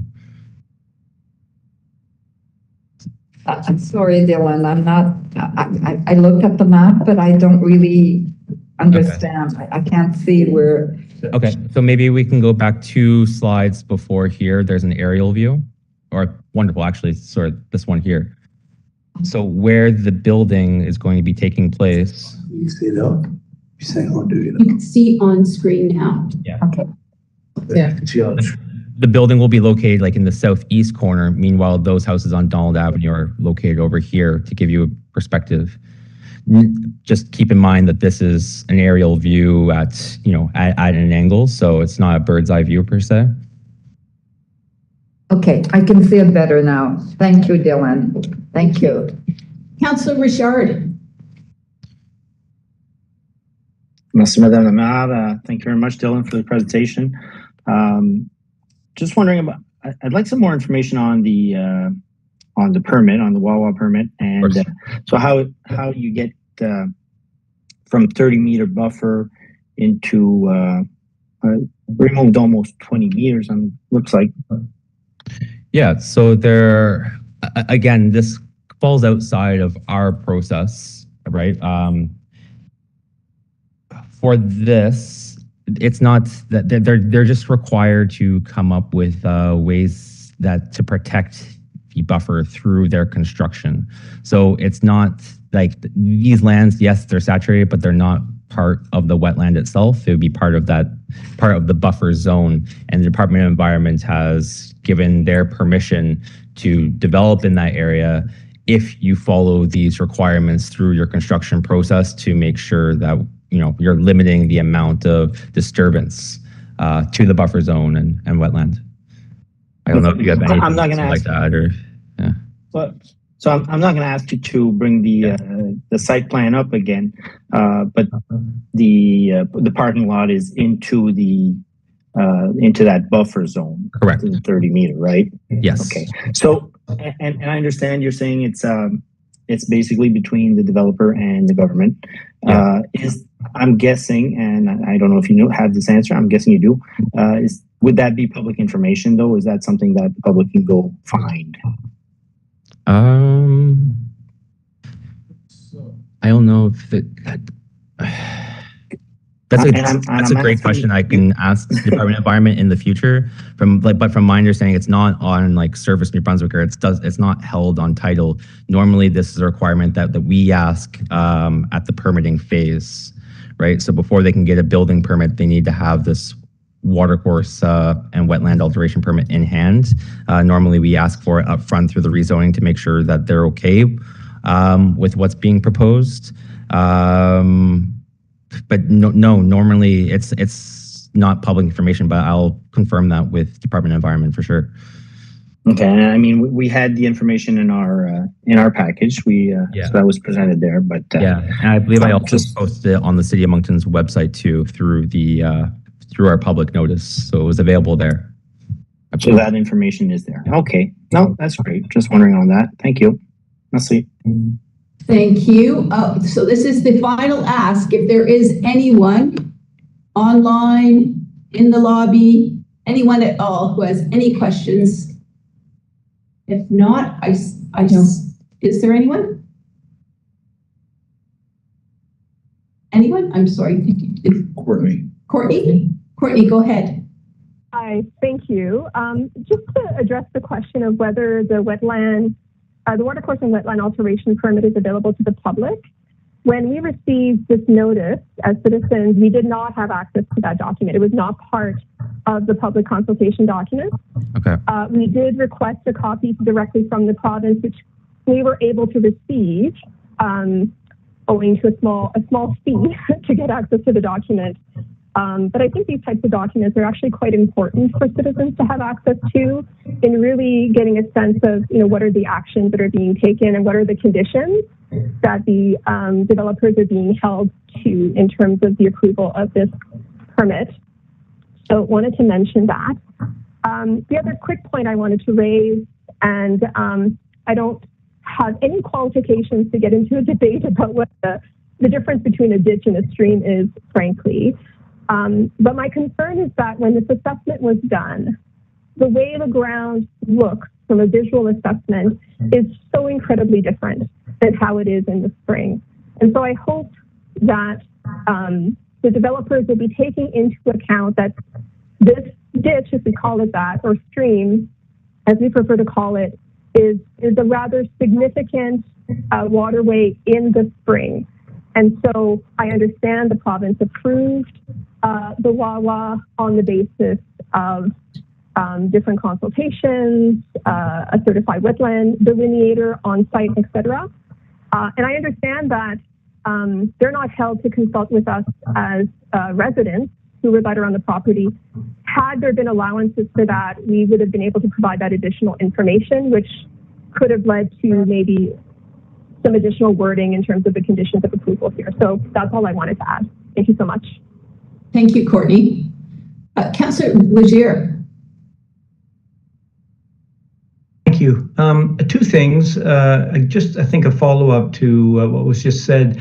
What is the process to adequately provide the residents with the, with the conviction that the ditch will be well done and that it will indeed continue to serve in terms of water capture during the spring. It's one thing to mention it, but it's another thing to have a plan layout on what the ditch will look like and what the expectation is of the builder. And is that captured anywhere? Is this something that could be a condition that indicates that the ditch that now functions as a ditch, but it does function to carry water away, would be maintained? And yes, no, that's a great point, Councilor Legier. But all that is actually taken into account through the city's processes at the building permit stage. All of that is already in place. So they submitted a drainage plan. Yes. Then they will be finalizing that drainage plan that will account for the ditch, account for what infrastructure they're putting on place through the permitting stage. And that's a requirement for all new development in the city of Moncton.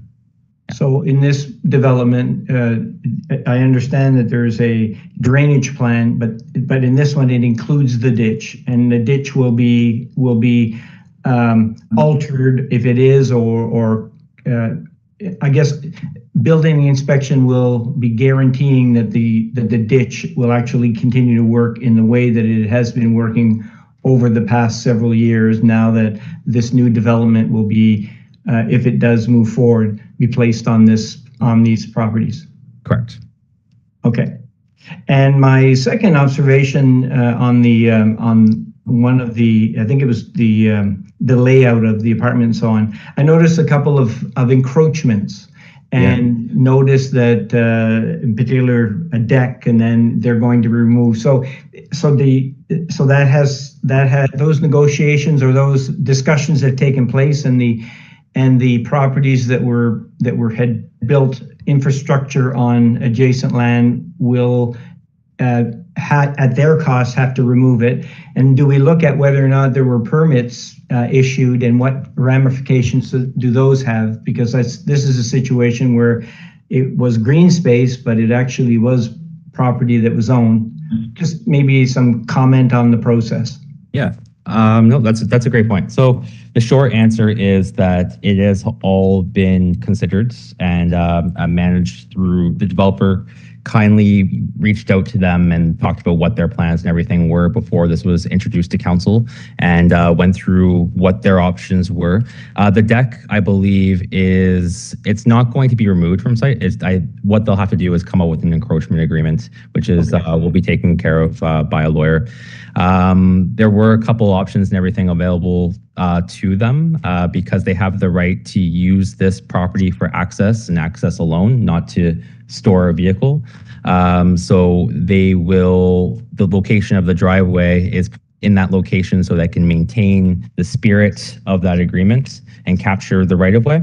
And allow them to access their property, and they'll be able to park next to their garden suite by the end of this.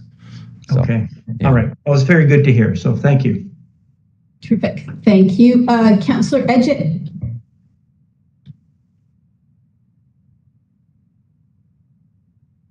No, sorry, I'm good, thanks. I don't have any questions. Okay, thank you. Anyone else? Last call. Okay, I will declare this public hearing adjourned. At this time, I would take a motion from council. Thank you, Councillor Edgett. Is there a seconder for that? For the recommendation on the floor. Thank you, Councillor Legier. On the question, all those in favor signify by saying aye. Aye. Opposed? Motion carries unanimously. Thank you. Thanks, Dylan. Have a great evening. Next is item 7.4. It's a public hearing amendment of conditional rezoning resolution for Eastgate Village. I believe Sarah Anderson is going to present. Good evening, everyone. Welcome, Sarah. Thank you. All right. Can everyone hear me okay? All right. So this is a rezoning application for Z 222.6.1. You can go to next slide, thanks. So this is an application to amend specific conditions in the previously approved resolution of council and to amend the approved zoning to accommodate adjustments to the street layout and adjustments to the location of land for public purposes in just the northern section of PID 705-73126, which is just phase 1 of the development for Eastgate Village on Elmwood Drive. The application involves rezoning lands from R2, 2-unit dwelling, and R3, multiple unit dwelling, to P1, community use, and from P1 to R1B, single unit dwelling, R2 and RM, residential mix. It also involves rezoning lands from RM to R2 and R3, from R2 and R3 to RM, and from P2, conservation, to P1. Next slide, please. So this site is located in the northern part of the city, and it's in Ward 1. It's just north of Granite Drive. In 2022, the site was conceptually master planned, and it was successfully rezoned to a mix of zones and mix of densities for a mixed density neighborhood. At this time, the landowner is looking to go forward with phase 1, which is just that northern portion of the overall site, and it's shown here in red hatched in that map. Next slide. So through the detailed design of phase 1, a new street layout is being proposed to create a more efficient grid network. The top left image shows the originally approved street layout. The phase 1 portion is what's circled in red. On the top right, we see the new proposed street layout. As you can see in the bottom left image, the new street layout, it doesn't really align with the current zoning layers, and so this application attempts to fix those conflicts. The new proposed zoning is shown in the image on the right-hand side. Next slide, please. So this revised street network also accommodates a second or an emergency access for this phase as well.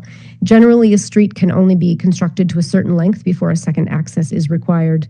Originally, the northern portion of the site was proposed to build out at the same time as the southern portion, and so by connecting those two sections, each would get a second access as shown on the image in the top left. However, as the landowner is proposing to focus just on phase 1, which is just in that northern portion to start, in order to fully build out that portion, a second access is needed. So the proposal is to use some of the LFPP, or the land for public purposes, just for a temporary period until the southern portion builds out and connects to the northern portion with a public street. The proposed emergency route is shown in the image in the top right. So that is just right here, circled in red. This would be an emergency access only. It will be designed and built to discourage regular vehicles from using it as an access. Once the access is no longer needed, the landowner will be required to reinstate the access as a public trail to the specifications of the parks and engineering departments. So this was felt to be a reasonable, oh, go back, please. Thank you. This was felt to be a reasonable compromise that would enable the development to build out in a phased way, and the trail would then be built and paid for by the developer rather than the city. So additionally, after further discussions, some minor modifications are also being proposed to the location of the LFPP around the pond for a more efficient trail network and connection to Irishtown Nature Park. So this also requires some minor adjustments to the zoning layer. And the last proposed change to the zoning is due to the changing street classification for the revised street layout. So the classification of Street A, which is the street circled in the map shown in the bottom left. So it's right here, this kind of street that goes down like that. That was originally a local street. In this new design, it's turned into more of a collector street, which is shown in this image right here. It's a longer, busier street. Collectors tend to be busier streets where higher density dwellings are more ideally suited. So in this case, the final reason for the zone change is to permit townhouses to be built along both sides of that Street A, rather than just the south side, which was what the original proposal called for. At this time, there is a need for more sort of ground-oriented missing middle type housing, and townhouses do meet that need. They meet that gentle higher density that integrates well with lower density housing that is just north of here. So for this reason, the administration felt that it was reasonable to include a zone amendment for that northern side of Street A to permit townhouses in those locations. With these maps, I can also address a question that was raised when this was introduced to council in July regarding the Eastgate School. So part of the original application in 2022 was the inclusion of a new school for Eastgate Academy, which is a private IB or International Baccalaureate school. The proposed location for the school is located in phase 3 of the subject development. And so that is located right here at sort of the back end. The school is located, in the bottom left-hand portion. Eastgate Academy has currently been operating out of a location in Riverview, and at this point they've pretty much outgrown that location. As the new long-term permanent location is still to be in this Eastgate Village, it's not ready yet. The school has therefore purchased a building on Millennium Drive, and they are renovating it to fit their needs in the interim until they sort of grow a little bit more. This location in Eastgate Village will be ready once the upgrades to Elmwood Drive are complete. So at this time, the plan is still to move forward being with Eastgate Village as the permanent location of the school in this community. Next slide, please. So this application also involves a few proposed amendments to the conditions that were originally approved as part of the rezoning in 2022. So the first one relates to the stormwater runoff. The landowner is proposing to alter the existing pond at the front of the lot and turn it into a retention pond. So that is this pond right here. The proposal is to then drain stormwater from just the first 142 units into that pond, which would then be released at a controlled rate to the ditches along the west side of Elmwood Drive. This is a proposed change from the original requirement, which was to drain to the east side ditches. However, through sort of more detailed design and investigation, that would have created a number of negative impacts to the Irishtown Nature Park, either that or going all the way down Elmwood Drive to Cormier Avenue to create a new outfall down in that part of the road. It was felt that just draining these 142 units into the existing ditches on the east side was a less impactful scenario, and so it was supported by administration. Next slide, please. So the second condition that was requested to be changed is about the emergency access road. The original condition stated simply that an emergency access was to be created. The change to the condition would add specific details around the timing for the road and require that the details be included in a subdivision agreement. An additional condition is also being added to include details around the reinstatement of that emergency access into a trail, which would also be included in the subdivision agreement. Next slide, please. So the third requested change relates to the type of development permitted in that first phase. So due to constraints in the sanitary system, only 142 units are permitted before that sanitary system gets upgraded, which will be part of the future upgrades to Elmwood Drive. The original condition limited those 142 units to just single unit homes, semi-detached homes or 2 units, and townhouses. And the condition specifically did not permit any multiple units to be part of that total number. But by permitting some of that 142 units within multiple unit dwellings, the development is more efficient and it requires less street to be constructed as more units can be built within that smaller footprint. And this was felt to be a reasonable request. Next slide, please. So finally, one new condition is being added through this application, as the Irishtown Nature Park is located directly across Elmwood Drive from the development. So it's right over here. Many of the residents living in this neighborhood will likely be looking to cross the street to access the park by foot, and having a safe pedestrian crossing in this location is desirable. So a new condition is being proposed that would require the landowner to put a signalized pedestrian crossing before the construction of any more than 100 residential units. So all of the requested amendments are reasonable, they are minor, and the application provides an opportunity for administration to clarify a few of the current conditions and add 2 new conditions, including one that will trigger the requirement for a pedestrian crossing prior to the construction of more than 100 units. Next slide, please. So therefore, the recommendation is that Moncton City Council approve the zoning bylaw amendment, being bylaw Z 222.6.1 and Schedule A-6.1, subject to an amended resolution with conditions including, but not limited to, and the next 4 or 5 slides are, there's, I believe, 18 conditions. I can read them into the record if folks want me to, but it's a lot of conditions. So we can end it with that, and I'm happy to answer any questions. Thank you very much, Sarah. So we are in a public hearing. I'm wondering if the applicant or developer has anything that they wanted to add. Nope, they're here to answer questions though if needed. Okay, great. I don't believe there are any objections to this, but I would ask at this time, is there anyone online, anyone in the lobby there that wishes to speak? Nope, nobody here. No, I don't think there's anyone online either. Council, do you have any questions at this time? And I remind you, it's question. Okay, go ahead, Councillor Legier. Sarah, when you mention extra density, so at the end of the day, the capacity originally was for 142 units, but now the additional multi-units will still reach the same capacity that was granted initially, but with different types of housing. Is that right? Correct, yes. Okay.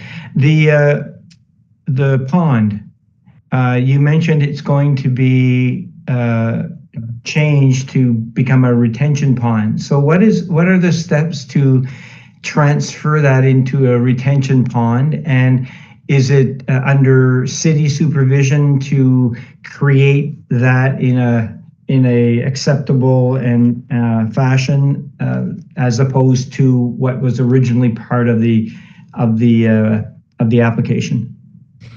In terms of the steps, if it will become part of it would become part of their drainage plan. So they would submit drainage and grading plan, landscaping plans, that sort of thing. That would be reviewed at time of permitting by the engineering department, reviewed and back and forth, and then accepted. So that's how it would be. And when does that take place in terms of actual building taking place?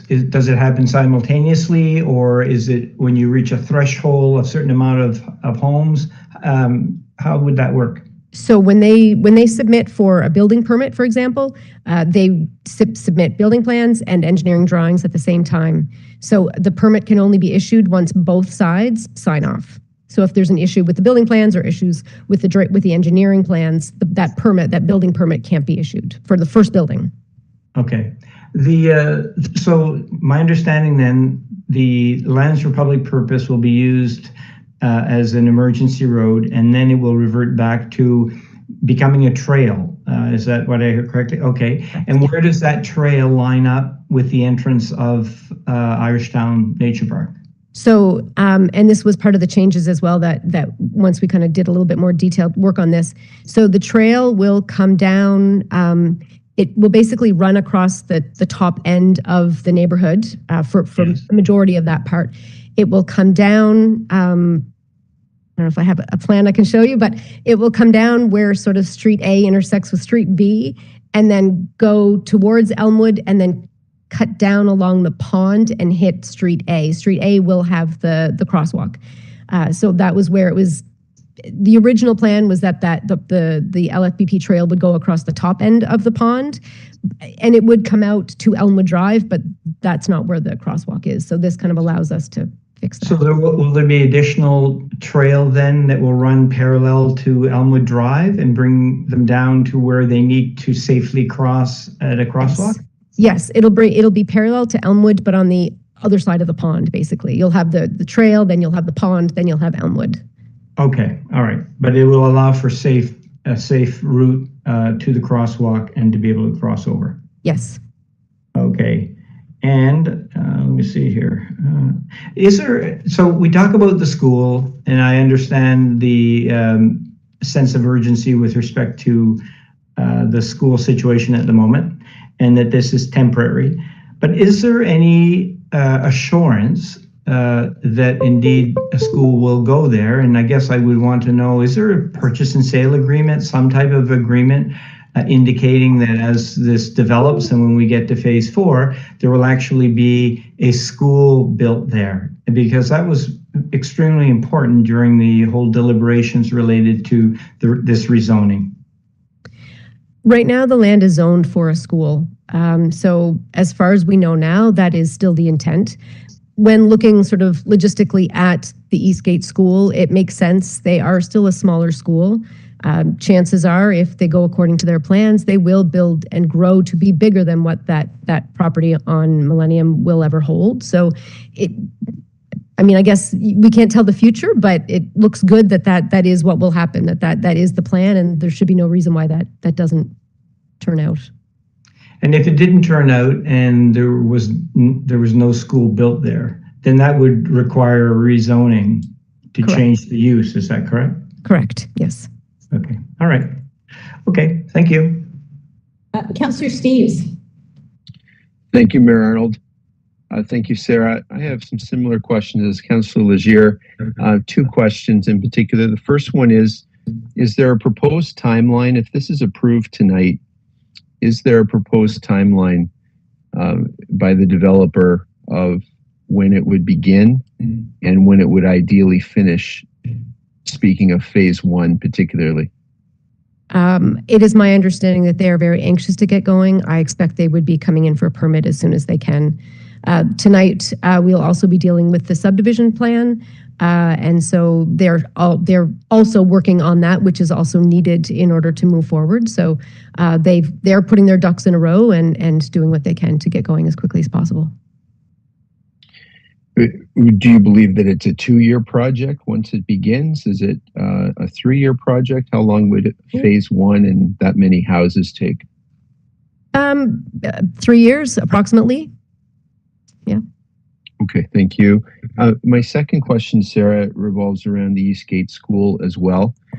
My question is, does Eastgate have an agreement for that property with the developer, or is that land available for a school and another private school could come in who is ready and work out a deal with the developer? How close is Eastgate and the developer in an agreement? Is that just verbal or is that contractual? I may pass that off. I'm not really my place. Sure, if you want to come up, if you'd like to.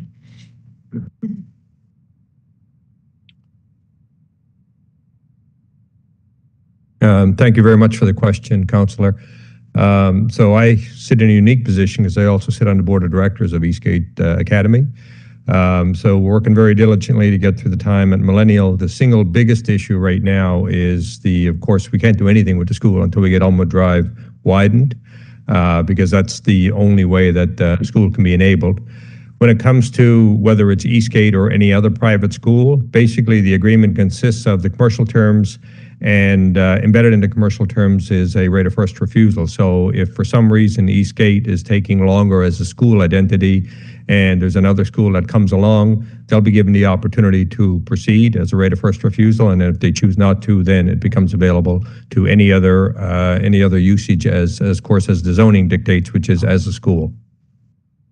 Okay, thank you very much. Certainly, as we dream down the road of 3, 4, 5 years before we get into that third phase, and with the growth of Moncton, there may be another organization that comes along and may certainly want to ask you those questions. So, thank you so much for answering.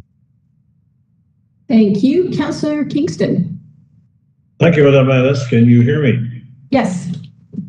Sarah, I was curious about the pedestrian crossing eventually that will jump over to Irishtown.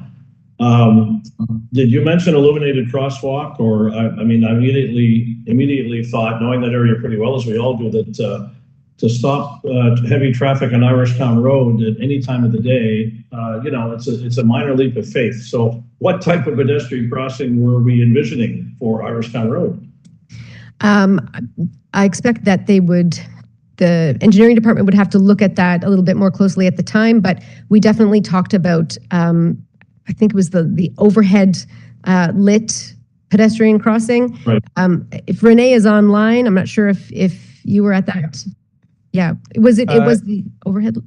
Yeah, Yeah, thank you for the question, Councillor Kingston. It's a half signal, meaning it's essentially a traffic light, similar to what we see on University Avenue by the Georges Dumont. Whereas when it's activated by a pedestrian, it actually triggers a red light for Mill Road would have one, vehicles. but So it's Okay, similar in nature. go ahead, sorry, Renee, sorry to interrupt. Yeah, no, sorry. It was exactly the same format as what we have on University. That's what we envisioned for now. Okay. Thank you, René. Merci, Madame Hades. Thank you. Merci. Thank you. At this time, I would ask if there is anyone at all, anyone in the lobby, anyone online who has a question or wishes to speak. All right. If not, then I will declare this public hearing adjourned. And I believe Deputy Mayor, you wish to move it? Yes, please. Thank you. Is there a seconder for that? Thank you, Councillor Kingston. Any questions on the question? All those in favor signify by saying aye. Aye. Opposed? Motion carries unanimously. Okay, item 7.5 is Eastgate Village subdivision. And I believe that Mr. Budd is here to give the presentation. Yes, this is related to the rezoning application council just approved, and the subdivision plan proposes to create 4 new streets, land for public purposes, and several lots for future development and stormwater detention purposes. And it's located in Ward 1 off of Elmwood Drive. We go to the next slide. You're aware of the location. If we go to the next slide, this is the purpose of the plan, and it shows you creating 20 new building lots. It's creating Stanton Street, Salona Street, LaVegue Street, Future Street, land for public purposes, a lot for stormwater detention purposes, and a 5-meter public utility easement along proposed streets. If we go to the next slide, this has been, the proposed street names come from, this is the background, Stanton Street. It's an English name named after Benjamin Stanton, settled at the Bend in 1827 and was one of the first shipbuilders in the region. LaVegue Street is a French name meaning wave, a nod to the tidal bore, and Petitcodiac River is the background on this name. And Salona Street, it's Spanish for sunny side, and these names reflect the cultural diversity in Moncton. This is the overall subdivision plan. And if we go to the next slide, this has been well covered. It incorporates the secondary emergency access that Sarah explained. If we go to the next slide, we're recommending council proceed with this as per the various street name approvals and future street approval and land for public purpose approval. And the next slide, subject to these standard conditions.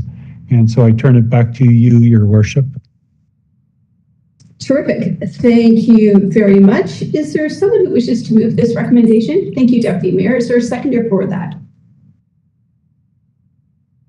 Anyone? Thank you, Councillor Butler. Any questions?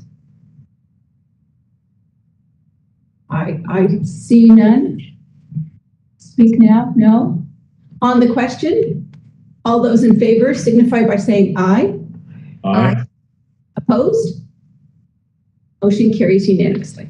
As per council's direction, at the approval of the agenda, we will now move to reports from administration, and we will hear the stop up and close for 1 Foundry Street. And I believe Keisha Williamson will be giving this presentation. Thank you, Worship and members of council. The purpose tonight with this presentation is to commence the stop up and close process of a portion of Foundry Street south of Assumption Boulevard as shown in the survey plan of Warren Daigle of July 8th, 2024, and to recommend that council set a public hearing date to give first reading rather to the bylaw amendment to stop up and close that portion of Foundry Street and to set a date and time for a public hearing to correspond with that of the rezoning for October 7th. The matter is further to resolutions adopted at the regular public meeting of June 17th, declaring and designating a portion of the street as surplus for the purposes of economic development and directing administration to proceed with the disposition process. And so you'll see in the plan, and I don't see it on the screen there, but I know we have one. There is a survey plan. Yeah. That should be included in your package there. Yeah, it is. Okay. So that is a standalone plan, and it should be noted that this is not the plan that will accompany any proposed sale or subdivision. This is strictly to stop up and close that portion of street. And that is really all that I have to say about this at the moment. And so the recommendation would be that that we proceed with the first reading this evening to commence the process. And I'll take any questions. Terrific, thank you. Yes, so is there someone who wishes to move this recommendation? To stop up and close Foundry? Thank you, Councillor Crossman, seconded by Councillor Legier. Any questions? Again, this will come forward at a public hearing on October 7th. That's the idea. Yes, we would ask that council recommend set a public hearing date for the 7th to correspond with the other public hearings on the matter. I see no questions. On the question, all those in favor signify by saying aye. Aye. Aye. Opposed? Motion carries unanimously. Thank you. We will go back to the original order. Statements from members of council exposés des membres du conseil. I don't see anyone. Good. Nope. Moving on. Reports and recommendations from committee and private meetings. Rapport de recommandation des comités et réunions à huis clos. Ce soir, on a un du comité planier du 22 juillet. And from this meeting, Moncton City Council at its committee of the whole meeting of July 22nd is recommending the following. The first motion before council is that Moncton City Council authorize the city to provide the Peter McKee Center with a one-time grant of $28,000 conditional on the province of New Brunswick providing the same level of funding to ensure that the center is able to continue to meet its food program demands in the face of increased security costs, and that this amount be funded from the council's contingency fund. Terrific. Thank you. Is there someone who wishes to move this? Thank you, Councillor Butler, seconded by Councillor Kingston. Any questions? On the question, all those in favor signify by saying aye. Aye. Opposed?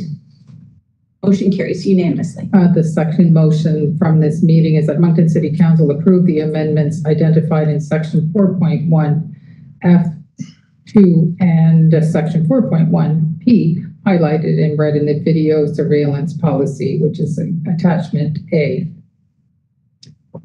Thank you. Is there someone who wishes to move this? Thank you, Councillor Legier. Is there a seconder for the video policy? Thank you, Councillor Steeves. Any questions on the policy? Seeing none. On the question, all those in favor signify by saying aye. Aye. Opposed?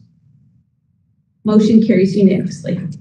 We're back to reports from administration, les rapports de l'administration, and the 10.1 is a bylaw in waste collection, bylaw P424. And the motion before council is that Moncton City Council give first reading to the proposed bylaw P424, a bylaw relating to the collection and disposal of waste in the city of Moncton. I believe that Dawn Morehouse is online in case you have questions. Thank you. Is there somebody who wishes to move this recommendation? Anyone? Thank you, Councillor Butler, seconded by Councillor Legier. Any questions on this? And again, this had to do, it was a bit of housekeeping, and it also had something to do with the local governance reform, just taking in a new area. So it's pretty straightforward. Any questions? Seeing none. On the question, all those in favor signify by saying aye. Opposed? Motion carries unanimously. Okay, next is reading of bylaws, et lecture des arrêtés municipaux. And this evening we have 10 of them to read. The first 5, council has given me permission to provide first reading within the motions that were discussed earlier. So 11.1 is a bylaw relating to the waste collection of bylaw being bylaw P424. This is the first reading. Arrêté réglementant la collection et l'élimination des déchets dans la ville de Moncton sur l'arrêté P424. C'est la première lecture. 11.2 is a bylaw, an amendment of a bylaw relating to the adoption of the City of Moncton's municipal plan. Being bylaw Z122.12. It's for Gateway. It's the first reading. Arrêté portant modification de l'arrêté concernant l'adoption du plan municipal de la ville de Moncton sur l'arrêté Z122.0. C'est pour le complexe Gateway. 11.3 is a bylaw amendment of the City of Moncton zoning bylaw, being bylaw Z222.37. It's a first reading. This is also regarding Gateway. Arrêté portant modification de l'arrêté de zonage de la ville de Moncton sur l'arrêté Z222.33. Gateway, c'est la première lecture. 11.4, a bylaw relating to the City of Moncton Downtown Core Community Improvement Plan, secondary municipal plan, being bylaw Z122D.1. Gateway, it's the first reading. Arrêté concernant l'adoption du plan de l'amélioration communautaire du noyau de la ville, du centre-ville, plan municipal secondaire de la ville de Moncton sur l'arrêté Z122D.1. C'est encore relié à Gateway. Excusez. La dernière lecture pour la première lecture. Arrêté portant modification de l'arrêté concernant la fermeture des rues dans la ville de Moncton sur l'arrêté T221.6, rue Foundry, c'est la première lecture. A bylaw and amendment of a bylaw relating to the stopping up and closing of highways within the City of Moncton, being bylaw T221.6, Foundry C. These 5 bylaws will be posted on the City of Moncton's website and can be acquired from the City Clerk's office. The next is a second reading and third reading for Cadieux. I will need council's permission to give second reading. Thank you. Moved by Councillor Richard, seconded by Councillor Butler. All those in favor signify by saying aye. Aye. Opposed? Motion carries unanimously. A bylaw and amendment of a bylaw relating to the adoption of the City of Moncton municipal plan, being bylaw Z122.9, rezoning 227-229 Cadieux Street, 233-235 Cadieux Street, and the left PP. This is the second reading.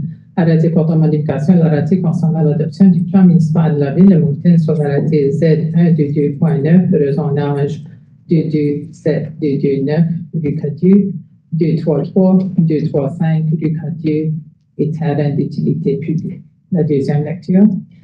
Third reading. Is there someone who wishes? Thank you, Councillor Richard, seconded by Councillor Butler. All those in favor signify by saying aye. Aye. Opposed?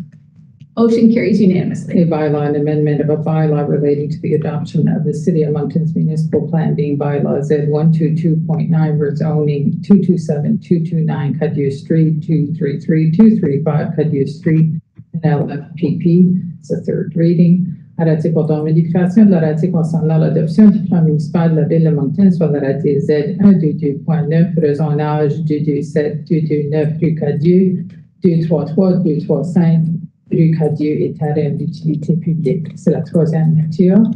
The next is for rezoning once again, of Cadieux Street version. For the second reading, thank you, Councillor Butler. Is there a seconder for that? Thank you, Councillor LeBlanc. All those in favor signify by saying aye. Aye. Opposed?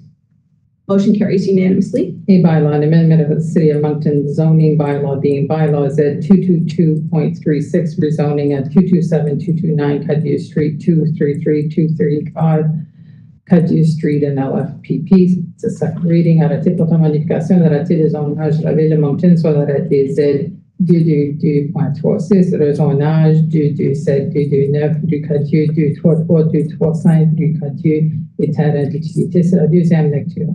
Third reading. Third reading. Is there someone who wishes to move that? Thank you, Councillor Butler. Seconded by Councillor LeBlanc. All those in favor signify by saying aye. Opposed?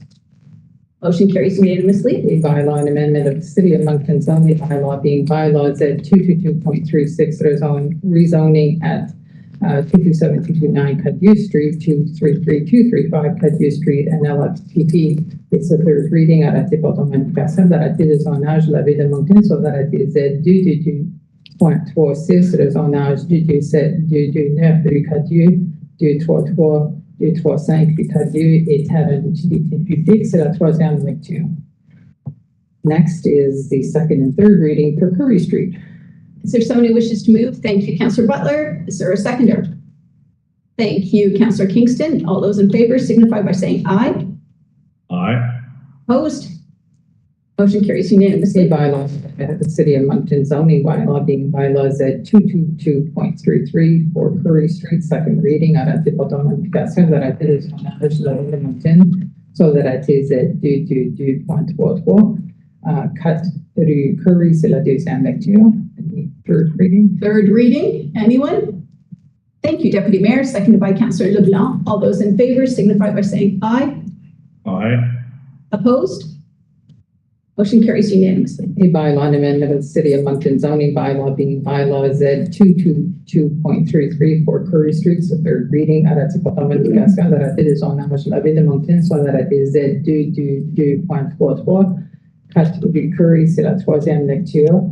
The next is Eastgate's reading of bylaws. Anyone for the second reading of Eastgate? Thank you, Councillor Richard, seconded by Councillor Butler. All those in favor signify by saying aye. Aye. Opposed? Motion carries unanimously. A bylaw, an amendment of the City of Moncton zoning bylaw being bylaws at 222.6.1 Eastgate. It's a second reading. Arrêté portant modification de l'arrêté de zonage de la ville de Moncton sur l'arrêté Z 222.6.1 Eastgate. C'est la deuxième lecture. I would require third reading. Third reading, anyone? Thank you, Councillor Richard, seconded by Councillor Butler. All those in favor signify by saying aye. Aye. Opposed? Motion carries unanimously. A bylaw, an amendment of the City of Moncton zoning bylaw being bylaws at 222.6.1 Eastgate. It's the third reading. Arrêté portant modification de l'arrêté de zonage de la ville de Moncton sur l'arrêté Z 222.6.1 Eastgate. C'est la troisième lecture. And the last one is for unsightly premises, second and third reading. Unsightly premises. Would anyone like? Thank you, Councillor Richard, seconded by Councillor Butler. All those in favor signify by saying aye. Opposed? Motion carries unanimously. A bylaw relating to dangerous and unsightly premises and properties in the City of Moncton being bylaw Z824, unsightly premises, second reading. Arrêté concernant les lieux et les biens dangereux ou inesthétiques dans la ville de Moncton sur l'arrêté Z824. It's la deuxième lecture. Third reading. Anyone? Thank you, Councillor Butler. Seconded by Councillor LeBlanc. All those in favor signify by saying aye. Aye. Opposed? Motion carries unanimously. A bylaw relating to dangerous and unsightly premises and properties in the City of Moncton being bylaw Z824. It's the third reading. Arrêté concernant les lieux et les biens dangereux ou inesthétiques dans la ville de Moncton sur l'arrêté Z824. C'est la troisième lecture. The next is, we have no motions and resolutions, but you do have some appointments. I do. To the following committees. To the Croix Bleu Medavie Stadium Management Committee, Shane Porter. To the Municipal Plan Review Committee, The PAC representatives would be Miles Malley, Dale McCurlin, and Roxanne Richard. Public representatives would be Kate Doyle, Michael Hogan, Vincent Roussel, Matthew Wade, Angela Smith, and Jack McDonald. To the Grant Evaluation Committee, Councillor Dave Steeves, Councillor Marty Kingston, Connor Woods, Jenny Pham, Monique Richard, and Tina Smith. And to Transaqua, Eric Arsenault. Is there someone who wishes to move this recommendation? Thank you, Councillor Legier. Seconded by Councillor Edgett. Any questions? Question? Go ahead, Councillor Butler. I would like to see them, divide them and we could vote on each one of them committees, please. On the committee in totality? Yeah, so we take each one of them. Okay. All right then, so we will, I would take a motion to divide, I suppose, is, yeah, and, is Councillor? Yes. Motion to divide, everyone in favor of that? Is there a seconder for the motion to divide? Deputy Mayor. All those in favor of division signify by saying aye. Aye. Opposed? Okay, so for the Croix Bleu Medavie Stadium Management Committee, Shane Porter, all those in favor signify by saying aye. Aye. Aye. Oh, do I need a motion for that? Oh, I'm sorry, excuse me. So on the motion for the Croix Bleu, moved by Councillor Richard, seconded by Councillor Butler. Shane Porter, all those in favor signify by saying aye. Aye. Aye. Opposed? Motion carries unanimously. For the Municipal Plan Review Committee, a motion to, am I motioning for? Put the names forward for the Municipal Plan Review Committee. And I will just list all of them, I guess. For the Planning Advisory Committee representatives, Miles. Did I get a motion? Did I get a motion to do this? Motion by Councillor Edgett, second by Councillor Legier. All those in favor signify by saying aye. Aye. Opposed? Nay. One nay vote. The PAC representatives are Miles Maley, Dale McCurlin, Roxanne Richard. Public representatives are Kate Doyle, Michael Hogan, Vincent Roussel, Matthew Wade, Angela Smith, and Jack McDonald. And we've already voted on that, I suppose. No, we didn't. No. Okay, all those in favor signify by saying aye. Opposed? Nay. Could the nays please hold their hands up? So I have Councillor Richard, Councillor Butler, Councillor Kingston, Councillor Crossman, and Councillor Bourgeois. So that is Councillor Steeves. Oh, Councillor Steeves. Steeves, you voted against this Planning Advisory Committee, the Municipal Plan Review Committee? Yeah, he did. Yes? I have Bourgeois, Richard, Butler, Kingston, Crosman, Steeves. So the entire Paulette. Okay, so the entire committee you have voted against the entire committee? Yes. Okay, do I need some clarity on, we do need to move ahead with our municipal plan, so I'm just curious what council's direction would be with that. Well, I think we should have I think maybe what we should do is, it's such a very important committee, that we should sit down to make sure that that council is in favor of everybody that sits there. There's quite a few people sitting there that we would like to make sure that everybody's on the same wavelength, that you know, I don't want to pick out any certain person, but I think that council has some concerns since this is such an important committee, that we want to make sure we get it right. So I think that by going next time in our private meeting, we can put it on the agenda and we can talk about it. You know, I think some people have sent you emails, Madam Mayor. So, you know, I think you know where some people stand.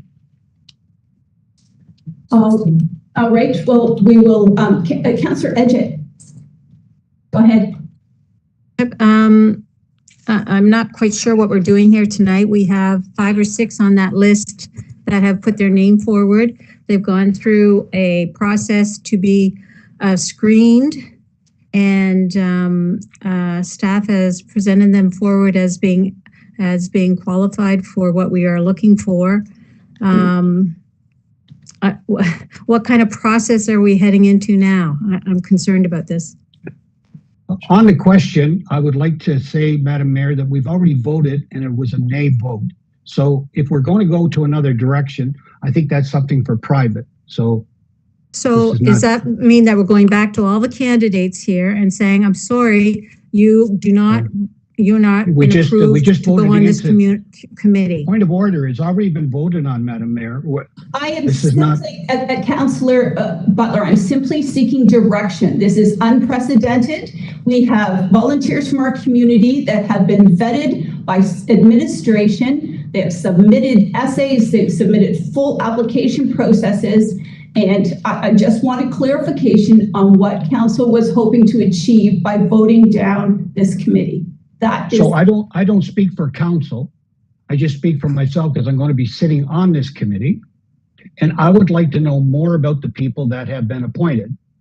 Yes, they probably have been vetted. They probably are great people in this community, but I would still like to sit down with council to find out if we have any concerns or that there's better people out there that we should apply. This is a very, very important committee. And there's a lot of these people I myself personally don't know. But again, we passed a motion to let it go that is defeated. So I think that maybe what we should be doing is going to our senior staff and find out which way we should go. I don't think one councillor should be saying which way to travel here. Okay, fair enough. I guess we will bring this to I'm not comfortable with it coming to a private session, but we'll take this under advisement. Just for total clarity, though, I would like it to be known for the record that administration did come up with, they went out publicly, asked for people to apply, they applied, council did receive their full CVs and information details about each candidate, so. Yeah. Well, it's been defeated. Perfect. All right then. On the grant evaluation committee, I have the Councillor Edgett, your hand is still up. Did you wish to speak? Yes, please. I still don't agree with this. I mean, what appears to be happening here is that we have several councillors that are concerned about certain people that have been nominated. I can't believe that you're going to throw everybody kind of under the bus here and say, I'm sorry, you weren't accepted. I mean, we're going to lose a lot of volunteers here right away. And this is going to really hold up the municipal plan committee, and it's going to hold up a lot of progress going forward here. I mean, if certain councillors have certain problems about certain people, they should speak up now. We're in a public council right now. This is the time to do it.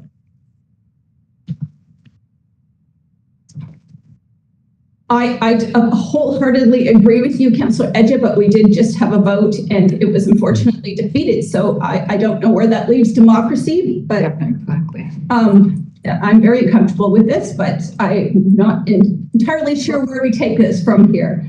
I think I would like to say that we're extremely grateful when volunteers do step up to serve in our community, and that we need a diversity of voices around decision-making tables, and that includes voices that are dissenting voices. So could you please name the people on the committee again for us, please? Well, I can do that. Madam Mayor, to the point, this has been debated, has been passed, the motion. I think we have to move on. This is not a debate now after the motion has been passed. Well, it is on the public record. I have said the names and council does have them. So we'll move on to the grant evaluation committee. And on that, we have Councillor Dave Steeves, Councillor Marty Kingston, Connor Woods, Jenny Pham, Monique Richard, and Tina Smith, sorry. Could I have a motion to accept those names for the grant evaluation committee? Could I have a mover for that? A motion. Thank you, Councillor Butler. Is there a seconder for it? Councillor LeBlanc. Merci. All those in favor signify by saying aye. Aye. Opposed? Motion carries unanimously. And for Transaqua, Eric Arsenault, would someone care to move that motion? Thank you, Councillor Butler, seconded by Deputy Mayor Theriault. All those in favor signify by saying aye. Opposed? Motion carries unanimously. And just again, you know, how lucky are we to live in a community where volunteers, and they are true volunteers because they are not paid, step up to serve our community and put hours and hours of work in. I'd like to thank everybody who puts their name forward to serve. I believe that concludes today's agenda. I'd take a motion to adjourn. Thank you, Councillor Richard. Bye-bye.